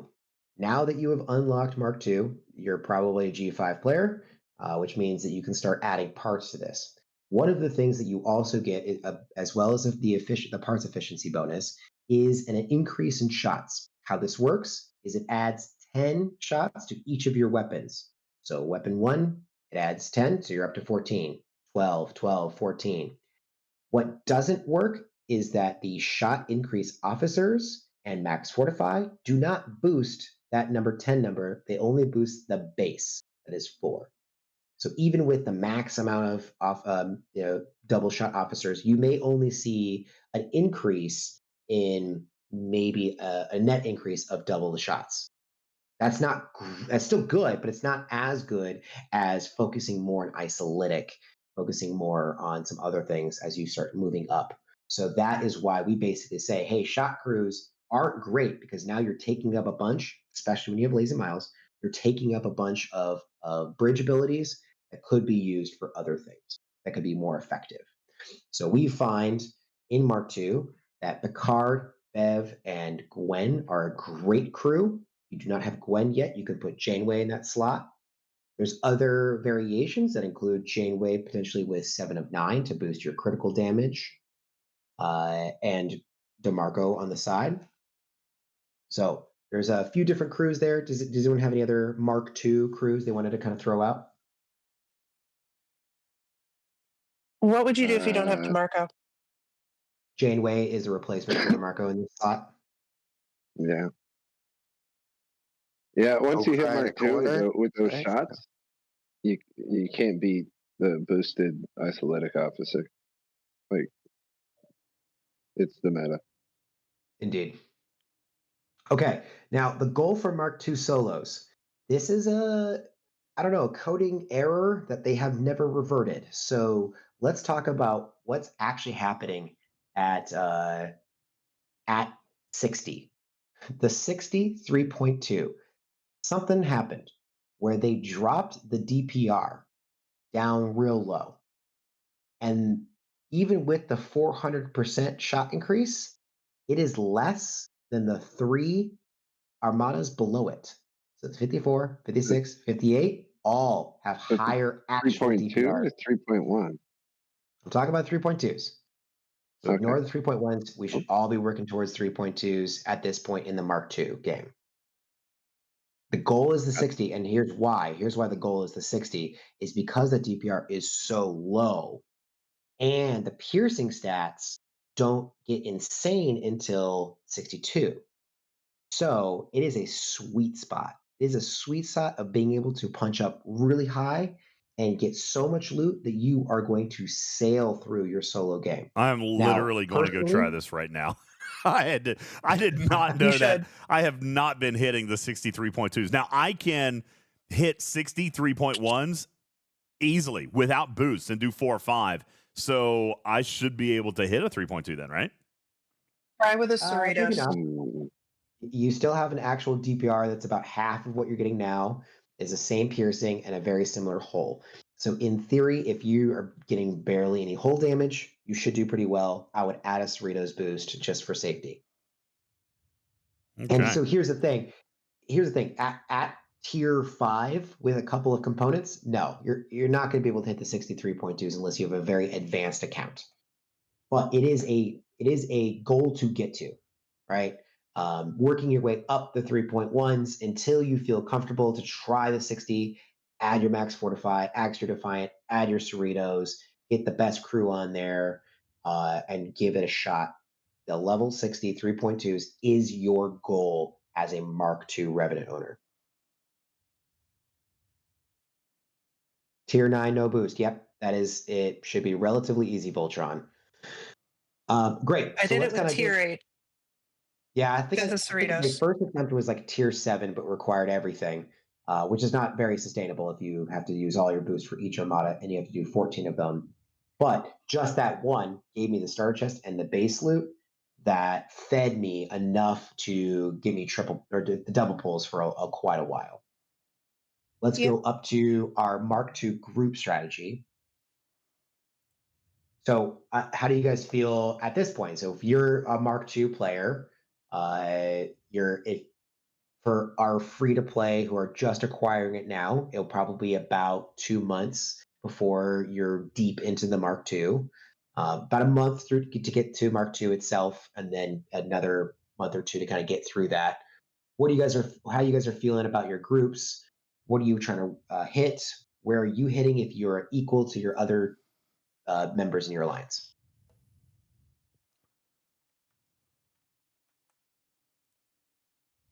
I wasn't I'm still listening. Mark 1, so I'm assuming that question isn't for me. Sorry, I was actually deploying a ship. I actually just started an armada. I'm going to log in and let you guys watch this real quick and just see how this goes. So I did the Cerritos boost. I'm doing Picard Bev DeMarco. All right. And for those of you in the podcast audience, sorry, I'm actually doing something on screen here for just a second, but I thought, I haven't actually tried to do this yet. So it's got about 50,000 base loot. And the starter chest is going to be something like 200,000, right? No, 1.5 million. 1.5 million. 1.5 million. Yeah. Holy smokes. Well, Which is your double pull in one armada. I am tier 7, about halfway through tier 7. So you should get about 3.2 million combined for your base and your starter chest, which would feed your double pulls for 3 days. It killed it. Now I only got one. I only got enough for one because it took 80% of my hull. But I did, in fact, beat that. And if we come and take a look at the loot that came from the base itself, 1.6 million. And then the mega chest, an additional 1.5. That's 3.1 million off of one, which is insane. Didn't know that was a thing. I didn't lose. Shush your mouth, Savage Darkness. So, yeah, very interesting. Now, for those of you who are asking, I am at a tier 7 on the Revenant. I've got most of the weapons and I think the shield and hull. I had to disco in because I don't have the warp range. And I did do a Cerritos boost. I did nothing else. No other exos, no other boost. No, nothing like that. And I was able to get one of those. And I've got 4 below deck slots. And with those, obviously, I used Vielle, Harry Kim, Belana Torres, and Deanna Troy is what I use there with the 4 slots. So nice. Jules didn't know about that. Daggone it. That's awesome. I have a question about this. DJ, you said you had to disco in and you have 1 or more levels of the prime. What is the warp range on that, and what tier of ship do you need to get to that system? To get to this system, it will require warp range 700. Now, at my ops, with all the other warp range research and so forth that I have, even the tier 7 Revenant is warp 671. All right. So if, honestly, here at tier 7, I probably, if I had done the warp range component, I probably would be there. We'll take a quick peek at it and make sure. But, yeah, if That's just for G6 players, though. Because of the warp range research. Yeah, you got warp range research in there. So tier 8, putting on a Mark 9 component plus Grush plus all of your other warp range tools, you have a chance at that as without the research. Likely with the research, G5 players can get there at tier 8. Yeah, and I did not run any Forbidden Tech or Chaos Tech worth anything. As a matter of fact, the Chaos Tech does nothing because it was non-Armada, and I've got no Forbidden Tech on this thing. So there you go. The Eviscerator, even in G5 land, will get you to 700 warp as well. So eventually you'll be able to rip once you get your Eviscerator up to that point. Okay, should we move on? Yeah. I keep this thing tight. I keep it tight. All right, let's move past. We kind of talked a little bit about group strategy. We were talking about Mark 1, Mark 2. It's basically the same. What are you hitting? How high can you hit? Is really going to be based on your team. Mark 3. Do you scrap from Mark 3? G5. Wait. The same thing applies here. If you go and you're at tier 10, no components, you go up to tier 10 with the Mark 3, your chest costs become insane. Just absolutely insane. A single chest, you go from being able to do a double chest for 1.7 million, single chest now costs 6.7 million. And the group chests also get crazy high. I kind of mathed out a little bit. If you had to drop down to 1 solo, which is definitely going to happen, and you have to drop down to 2 groups, which is rare that you're going to be able to even do that unless you're riding Whale Tail, you will see a loss in every single field. You will not be making any resources, any materials. It's going to be pretty rough on you if you unlock that actual refit and you do not have the ability to punch up and get loot. You're going to basically sit there without getting anything, especially if you're G5. You're not actually making the epic ship parts to progress your ship further. So for G5, I would not suggest evolving to tier 10 with a Mark III. Now, if you go down again, next slide, you'll basically see that there is no way, even with the Solo Loot Prime, to consistently, and I'll get to this, to consistently do your double chests. There is no amount big enough. The 70s aren't big enough for you to be able to consistently do double chests. And I know that we'll talk about how many you can actually get done based on what you can hit, but this is something to look out for. And you go to the next slide, I basically have pulled out that solo loot chest to show you where this lines up. At tier 10, you can look straight down that tier 10 line. You can see what loot you'd actually get by hitting what level of Armada. And then at the very bottom there, you can see the Mark III costs 6.7 million for 1 chest, 33 million for 2 chests. Whereas if you did not add that refit at tier 10, it's 600,000 for 1 chest and 1.7 million. So over a 10x increase. Just insane. And it's not going to get better in solo loot for the rest of your time as a Mark III. So even as a G6 player, if you don't have an advanced account or you haven't been focusing on your Armada research and your officers that are going to help you here, and you don't want to use boosts, and you can't hit high enough in order to get loot, you may even miss out on the single chest pulls. I don't think that's going to be the case for a lot of players. I think a lot of players who are G6 and can start progressing their ships and adding components to their Mark III, they're going to start being able to hit up and they'll be able to do the 1 chest consistently. But even on Lube's show yesterday, he was basically saying, forget the 2 chest option is even there. Don't even worry about it. Just do 1 chest. Forget that it even exists. Okay. Same problem with groups. If you go to the next slide, same problem with groups. Your group cost gets so high that even if you solo a 70 with the max loot bonus you could possibly have, you will not be able to afford a 3 chest at tier 11. You will not be able to afford a 2 chest at tier 12. It is impossible to get there. This is what aggravates me about this loop. And well, no subjective commentary. Okay. I still feel like this was wrong. And they never came back to fix it. I still feel like it was wrong. Because it relies on the group. And Quasel and Sanguine Otter both have a strategy in mind here. And this is going back to how do you manage your alliance if you are with a group of your peers?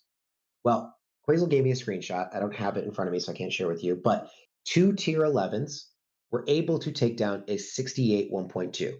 And then they swapped. What that meant was The first person got the starter chest and half the base loot. The second person got the bonus chest, and then they swapped. So each of them walked away from that session, just 2 armadas between the 2 of them, with roughly 10 million. Now that gave them double chest at tier 11. That's and they actually pretty each good. only spent 100 directives. They each only spent their free directive that week.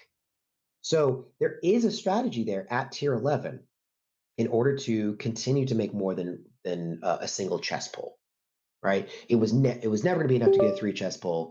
It'd have to do 70s and still do more than that. So I think that there is a way of still getting some loot. But let's move forward on why you may want to. So next loot. Next slide. Why you may want to, the evolution gift. If you are G5, guess what you have access to for the first time ever free to play? That must be 6 G6 star. material. Yeah. Yeah. As G6 material. You will get Sigma resources. You will get G6 material. Now, you can't spend the Sigma anywhere, but you can unlock some primes with that G6 rare, that G6 uncommon. There's plenty of primes. You know, you say you can't spend that Sigma anywhere, but that's not 1,000% true. When you get your Borg cube maxed out for Borg G5, cube, yeah, you'll right. need Sigma to repair the Borg cube. Oh, the other thing here, and this is so calling out Andalicia for sending me screenshots for this. They were saying they could go straight from 58 to 62. And I was like, what? How? And because of the Revenant. So a lot of us have really had to think, okay, do I wait at 60? Do I wait at 61? That whole thought process is very different now if you have a Revenant high enough to get these chests. And the strategy for Matt spend solo leaderboards, players that were on the upper end of G5 may wait at op 60 for a while so they can spend a bunch, but the minute they hit G6, they're like, I don't have any G6 uncommon to spend. Well, now they do. They've got a source for that G6 uncommon. They can bank up the 10 days, those 10 rolls, and have over 30,000 G6 uncommon ready to spend right away, ready to go to op 62, ready to pump some of that into the Selkie if they really wanted to. So this is a crazy source for G5 players. Now, you do not need to add the refit. You do not need to actually unlock the refit in order to get this benefit. But getting back to tier 10 will take you 4 months. So I would heavily suggest possibly going to evolve to Mark III near when you're actually thinking about going to G6. Upper G5, I think this is not a bad strategy, especially because it gives you that head start into G6. Additionally, it gives you the ionized Nexus particles, which help you max some of those early researches. And on the next slide, you can kind of see, I've got a few of those laid out for you. So that is giving you some efficiencies on your resources, on your forbidden tech, and on the Nova Squadron and the artifact gallery efficiency. So that gives you the max of those. Okay. I don't think we need to talk about what to do in Mark III so much more. I think this is the slide that went off the tangent. No, this isn't. Okay.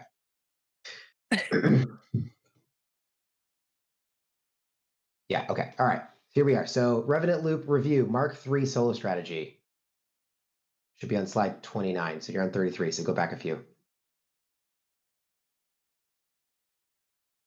Okay. You get a new ship ability, 40,000 Apex Barrier. You're not outputting any more damage.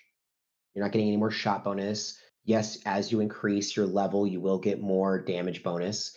But the 40,000 Apex Barrier means you can survive a lot longer against these targets. They're not going to kill you as quickly, which means you can go up higher.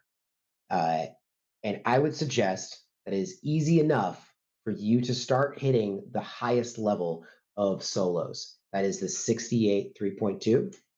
It's probably the goal. I'm going to change my goal suggestion from 70 to 68 because it's going to be more sustainable to hit the 68 3.2s, especially early on. And it gives you a comparable amount of loot, not all of that loot, a comparable amount of loot. But here's the crazy part. This is where the enemy piercing becomes huge. At 62 3.2s, we can remember this. You can see it on this chart here. It goes from basically 6 million in piercing stats all the way up to 300 million piercing stats. It is a huge change. So this is where there's going to be a crew switch. You are going to have to focus on mitigation to some degree. I was using Picard, Bev, and Gwen DeMarco for basically all of my Mark II land.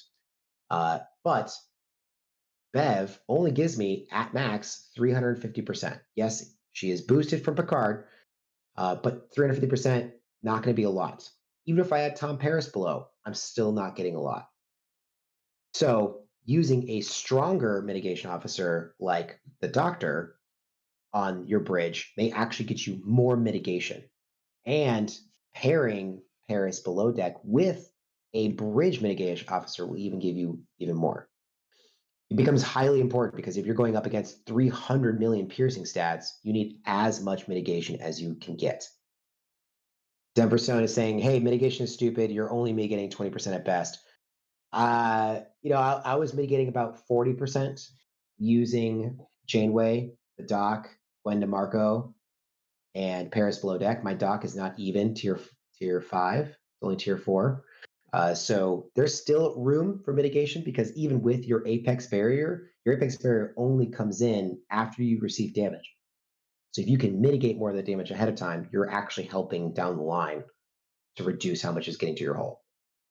So this is actually you're seeing the screenshot here of me at tier 10 with the whole component, only the whole component added, being able to defeat a 70.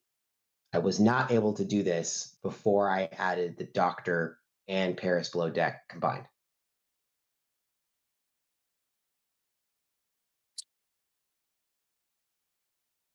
Any other thoughts, feelings?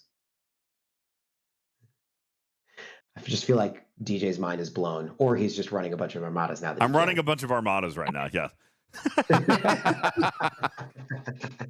Well, good. I hope our listening audience is also doing the same. I see that. I see just a second ago, Count DeVille said, oh, my God, I just went and crushed a 60.2. Did not know I could do that. That is awesome. Doug over on YouTube said, this is amazing teaching.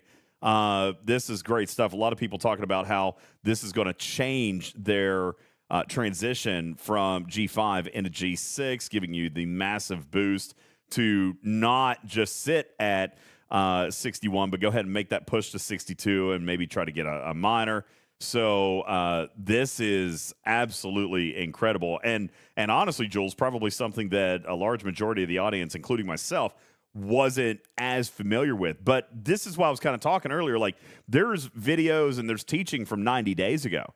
But we've had 3 months to flesh out this loop. This is what this presentation is. So now the free-to-play who are just now getting the ship, they've got the benefit of 3 months of us kind of stumbling through and learning and figuring out all this stuff. Now you've got a really solid guide, which is very, very cool. Jules, I'd like to get through the last. Yes, go for it. What about like Tully or 6 of 11? These types of officers that like reduce their would that be something to look into at that level? They reduce their piercing based on a statistic, like an officer stat. Because they start at 300 million, you need your officer stats, 30 million? That's not really possible right now. So it's not an effective way. This is where, when we kind of go, if you want to advance the next slide, we talk about group strategy. It may be worth having a player who does not have a large Revenant coming up to your group and bringing a ship that can cloak, because that cloaked counter surveillance it reduces their piercing by 100% of base, which basically brings their piercing to 0. No other tool in the game is going to do that kind of impact, particularly on these. The Tully in Mark 1s, the 1.0s or the 3.0s, those down there where they have low piercing, yeah, Tully's going to have a big impact on those.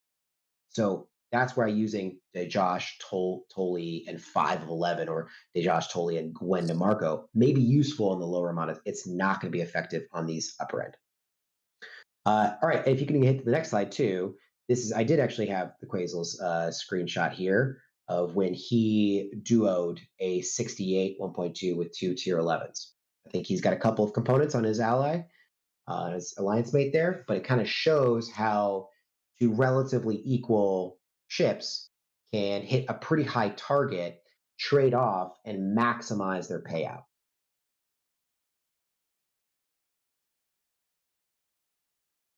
So that's some of the Mark III strategy. The last thing I want to talk about is progression. Now, one of the things that has scared me is that the group Armada pulls, they get insanely expensive. You cannot triple chest anymore after tier 12 and above. That's not even a thing. You can't double chest at tier 12 and above. So you can only one chest. How is that going to impact? How is that going to impact your ability to progress? How's it going to impact your income of your resources and your materials? And from tier 11 going to tier 12, that's a struggle. If you have to bump down, you're actually not just losing out on Sigma and on 6-star, you're actually losing out on epic ship parts.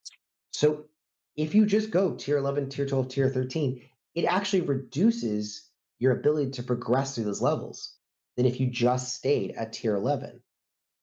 Now, I have done the math, and if we ignore solos for now, just say, okay, those are going to stay constant through all of these all these tiers, but my groups are going to drop down from even 3 chests at tier 11 down to 1 chest at tier 12 and tier 13. How does that affect my progression?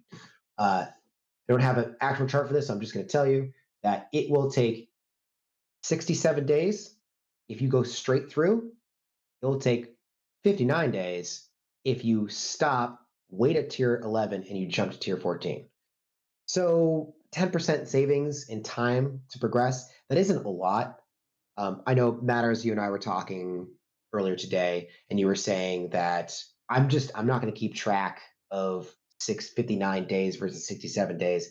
I'm just going to continue to progress, because if I don't, I'm going to forget, I'm going to overshoot, and it's going to be like 3 months before I remember to upgrade my Revenant, right?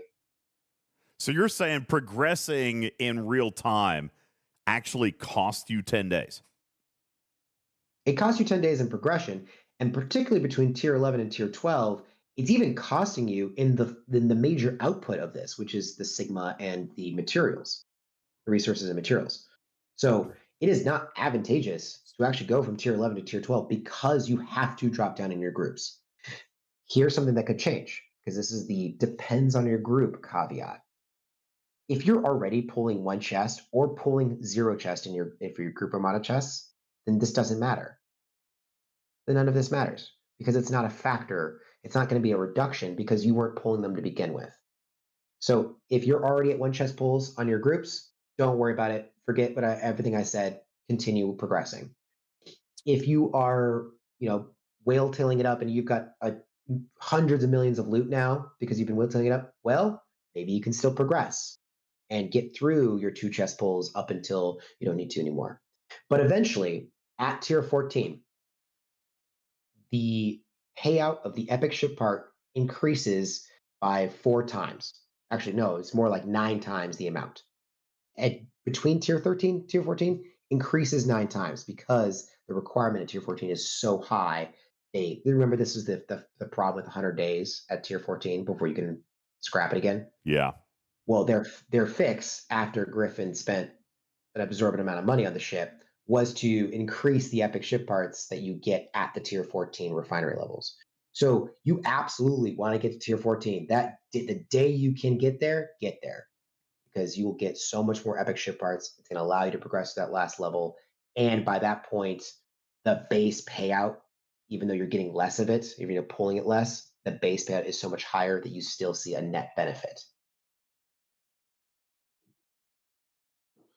All I see here is more evidence that these refinery costs were wrong from the very beginning.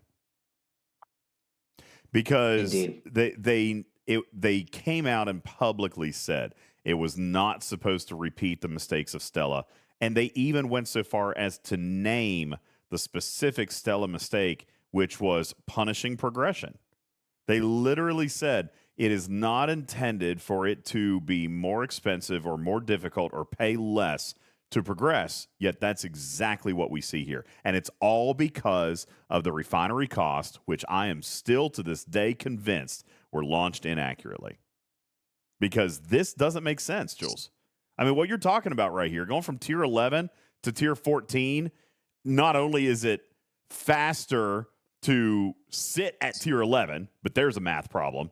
But then also between tier 11 to tier 12 and then tier 12 to tier 13, you're actually making less than you were making at tier 11.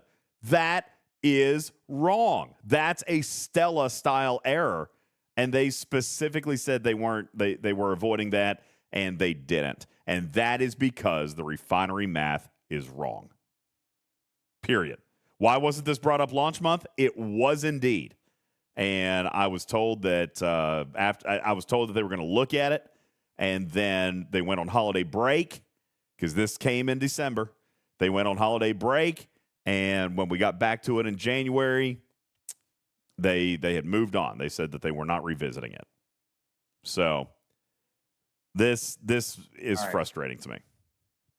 I agree. I bet that there is still a way to progress. And once you get to tier 14 and you're ready to scrap for a Mark IV, if you want to progress to the next slide, there's no reason to wait anymore. You've reached the top. You're already at the most expensive refinery levels. There's nothing to be scared of to scrap for a Mark IV. What you'll get is the rest of the ionized particles you need to complete the tree. If you're getting through this free to play, you will also have all of the regular ionized the regular particles by this point to completely finish the tree. So basically, once you get to Mark IV, you're done. Again, don't forget to level it to 71 plus. And I would also bank up some chips for a few days at least, so you can get the biggest bonus from that. And then obviously unlock the refit before upgrading your ship, because you'll need the efficiency to get back, or else you're spending 7 months trying to get back there instead of a faster route, which is getting the efficiency. So when you say bank up chips, what do you mean by bank up chips? This would be the fabricator chips that you use to redeem for one chest is it one chip, or 5 chests is 5 chips. Then you redeem for each of the 2 chests is 5. 2 chests is 5. Yep, sorry, that's correct. So why would you save them for each scrap? Because if you are not making more than 3 on average a day, you can actually spend down that. And that's what's going to happen at Mark III. You're not going to be making 3 a day. So if you bank some of those chips up, you evolve, then you tier up, you're going to get more base materials, a better chance, well, not a better chance, it's the same chance, but more in those bundles for G6. So you'll actually make more if you save up chips, evolve, go up a tier 2, and then start using those chips out.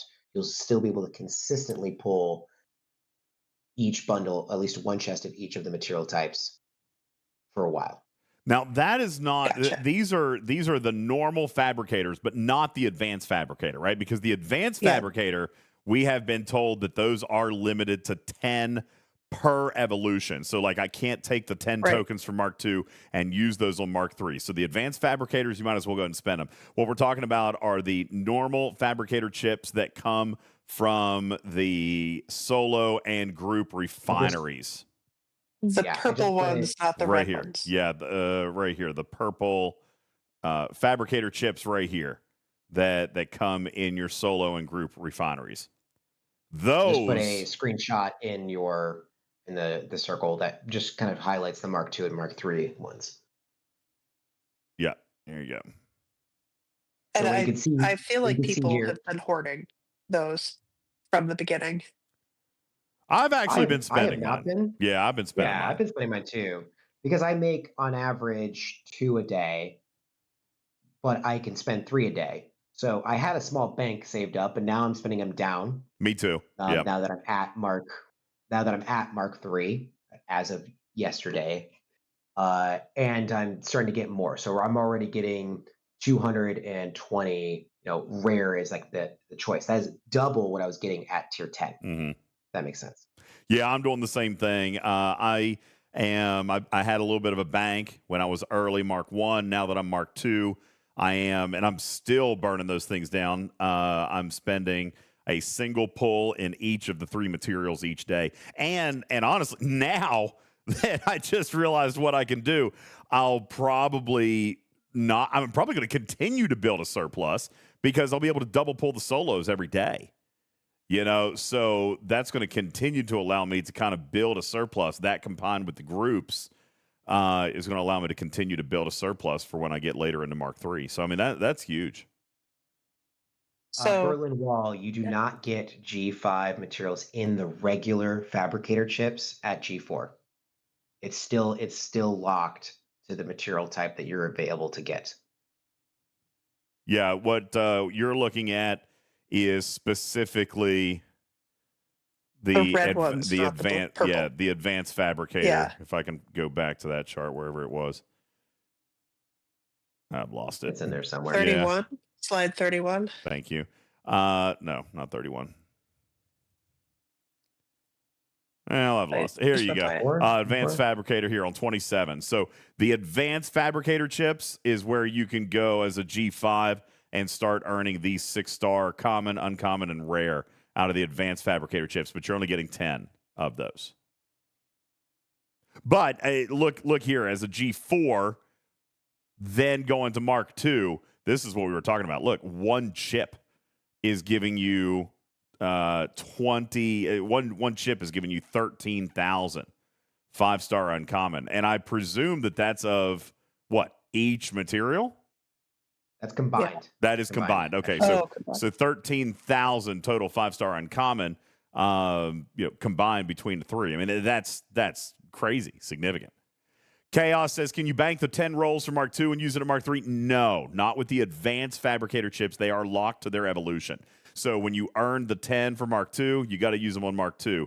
If you wait to go to Mark III, you have not lost them, but you will not be able to spend the Mark II ones on the Mark III. They are a separate token. So when you go I'm to... not sure that's the case, but I do know that the actual bundle has like a 10-roll max. Oh, okay, so the token might be the same, but you're still limited to 10 on the bundle. Gotcha. Yeah, so you could use the Mark II tokens on the Mark III, but you still can only pull it 10 times, and then you're still stuck with the Mark IIs that you can pull 10 times. So there's no reason to wait on collecting those. Agreed. Okay, that concludes basically our slideshow for you guys. Almost within an hour. That was my goal. So, hey. You did awesome. Yeah. Yay, ladies and gentlemen, huge round of applause for Jules Verne. Was there any parting thought, Tarpy, that you wanted to add? I think that was about it, but I just need to say how different this is for all of us. Pretty much all of us on the panel are G6, with Karkin and Putz being the exceptions. This doesn't change our game so much because we'll be getting G5 and G6 materials when we're supposed to be getting them.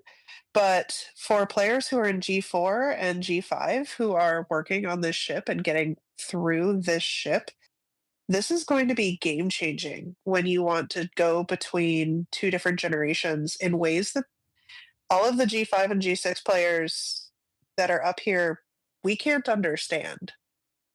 Like, it's just going to be totally different. Yeah, we're not going to feel it. But I'll tell you, Scopely, for whatever failings that they had, and Cruzito, I see your comment. That's why they're not going to change it. And you're probably right, to be honest with you. But I still don't like the fact that pain point is there. However, what they have done with the Advanced Fabricator chips is a generational gap closer.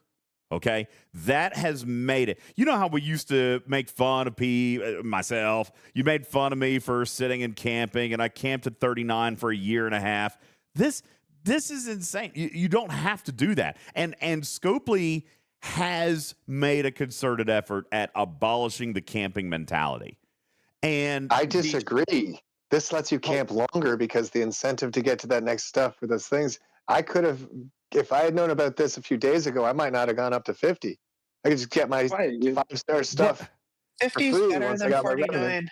50 is better Gosh. than 49. But not only that, this makes it so that you can cross that threshold much earlier. Look at what we have seen even this week when we've seen events that are G6 targeted, Tarpy, but you can't do until you get to Op 63, right? Like we were talking about that. Yeah. Well, I mean, you can technically do it, but it's a lot more challenging. You look at the G5 events for the solo waves, and players who are not at least Ops 52 are going to really, really struggle with that.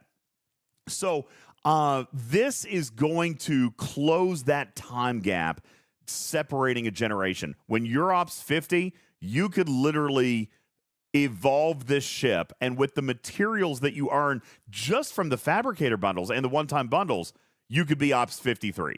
I mean, literally, it's that fast. So I think that this has absolutely changed the generational crossover points and has further reinforced that Scopely does not intend or like for players to camp. And here's an example. I'm going to get the ship, I think, tonight or tomorrow. And I'm Ops 56. And I started into the 50. I went to 51 like mid-November. And I'm probably going to be Ops 60 just because of this by mid-May. It won't be that long. Strider. It won't be that long. Yeah. Strider took 2 fewer months than I took in G5. So I was in G5 for 8 months. Strider was there for 6 because of the Revenant. So, like, that is a pretty significant savings around here. Well, Like, yeah, it's 30%. Just in time. So, a lot And of I did questions G5 about wrong. whether or not we're going to turn this into a YouTube. Absolutely, I will. I mean, it's not going to be a short one. I mean, it's going to be an hour long, but definitely plan on clipping that, and I'll clip the Alliance tournament section if you guys want that. But these are not quick and dirties. All right, so we'll put them up there, but I mean, this is a very long teaching segment, but there's a lot to know about this ship. It was very intricately designed and ultimately pretty daggone well designed. Like I said, I've got my issues with the refinery in a couple of different places, especially because I know mathematically there's an error there. But given the other benefits and the other payouts of this ship, they're not going to change it. And Cruzito's probably right; they're not going to. Because this was just an error in the design. That doesn't make it bad. It just gives me a little bit of vinegar on the tip of the tongue. But the ship still pays out remarkably well. It's just a couple of stages of progression, Jules. I mean, if I'm looking at this thing, I still love the Revenant as being a wonderful paying ship. I think that the loop is good. I think it's rewarding. Not only we're talking about resource and materials, but also in Chaos Tech. It is the single best supplier of Chaos Tech shards and materials in the game, and this is a ship that has purpose, and the loop is not unbearable because it's mostly solo based. I mean, there is some group stuff, but you're also only earning 1 directive start per week, so there's not a ton of time invested in this thing. On the other hand, it makes that 1 directive start a week very, very important for you to do it the right way. So that being said, Jules, your summary on the Revenant, is it a failure or is this what Scopely wanted it to be? I don't think it's a failure at all as far as the end payout, because at tier 14, evil single chesting, you are increasing your resources and materials. If that was their design, it worked. It doesn't feel good. Yeah. I want to be able to max. I want the possibility to max those chests.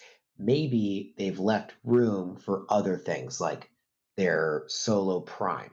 We haven't talked about the prime yet. It's not 1,000% great because it only affects your base loot. It only doubles the loot bonus you already have. Buy more packs. There's a prime for that. You can do a skin. There could be favors. Swipe your card. Are we skinning Pokemon now? All right, no. I'm just going back to that, all the things that they could do here.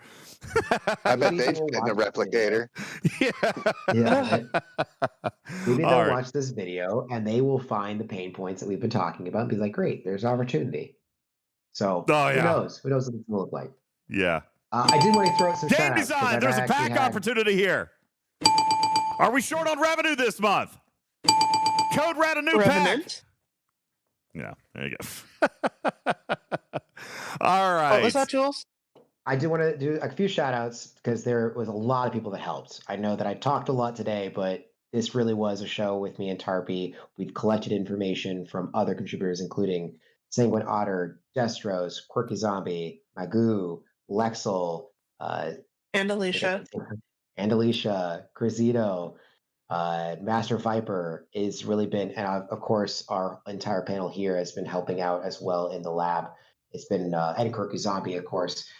It's just been one of those things where it does require a lot of people to pull data, to think about things, to make small charts, to do the math, to see where the best and most efficient points are. And I didn't do it by myself. So thanks to everybody who helped. Ladies and gentlemen, the ever amazing and wonderful duo that is Tarpitude and Jules Verne. Nice job, guys. All right. With that, we are at our time, beyond our time indeed. So let us find who we're going to say hello to tonight as we get ready to bounce on out of here. I really do appreciate all of you guys for coming in and hanging out and enjoying the show tonight. We knew that today was going to be a humdinger of a show, and indeed it was. Thank you very much to all of you for being here. Thanks for putting up with my trip down memory lane at the very, very beginning as well. That was, thank you for my DJ time. The fact that Jules built in DJ's time to the show today, first of all, he obviously knows what's happening here. All right. No, TJ, I will not level up my officers yet. I will not level up my officers yet. I still don't think I can do it with 500 million Latinum. I probably can. I'll do it later. I'll do it later. Would like to invite you guys all to visit our website at TalkingTrekSTFC.com. That's TalkingTrekSTFC.com. Shortly to be mirrored onto today's hottestmusic.com. I bought it. I might as well use it. So we'll play around a little bit with that. But thank you guys. Really, really appreciate that. Dastro says, I can what? What can I do? Oh, I can max all the officers. Yeah, we'll do that on a show. Maybe, what is today? Thursday? I might stream with you guys a little bit on Saturday. I haven't decided. Oh, no, because I got Studio B Saturday night. I've actually been working on a playlist, too. I've been working on it. So that's actually one of the ways that I found my old stuff. I was looking for some stabs and stingers and, just fun. What is that? What are those? Stabs and stingers? Stabs and stingers. Well, for those of us who don't know industry lingo, those are radio elements, stabs and stingers. Those are essentially like the things that I was just playing for you a little bit ago, like this.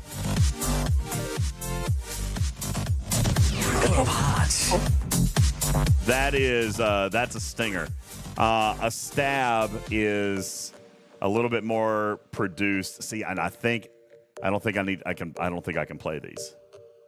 So like just not knowing what those are, you're just talking about stabbing and stinging people, and I'm Stabs, like, this just got weird. Stabs, stingers, and jingles. And I don't have any jingles that I can play for you right now either, but. And then there's promos. Those ones I know. Or sweepers. Like the calendar thing, that was a promo. Okay. Sweepers are... People who curl. Yeah, there's more. I don't have time. Yeah, I can't get all this. Visit our website, TalkingTrekSTFC.com, TalkingTrekSTFC.com, where you can find a link on over to our Patreon, where you can, if you want to buy ad space here on the show, you can do that through the Patreon and support the show very, very much. I very much appreciate our financial supporters. You can find links over to the YouTube and our merch store, where it sounds like Candy White is going to be making something even newer here tonight. So we'll see what ends up coming in the store over there. In the meantime, I thank all of you guys guys for hanging out. We are getting ready to bounce on out of here. We're going to head on over to say hello to Miss Cree. And I appreciate you guys all so very much for hanging out. My name is UltimatDJz for Talking Trek, a registered trademark and recorded in front of a live studio audience for distribution across podcast platforms everywhere. I'm your friendly neighborhood cat person, Sam Meow for now. Love you, minute. Catch you on the next one. Good night, everybody. Pieces. Meow. Bye.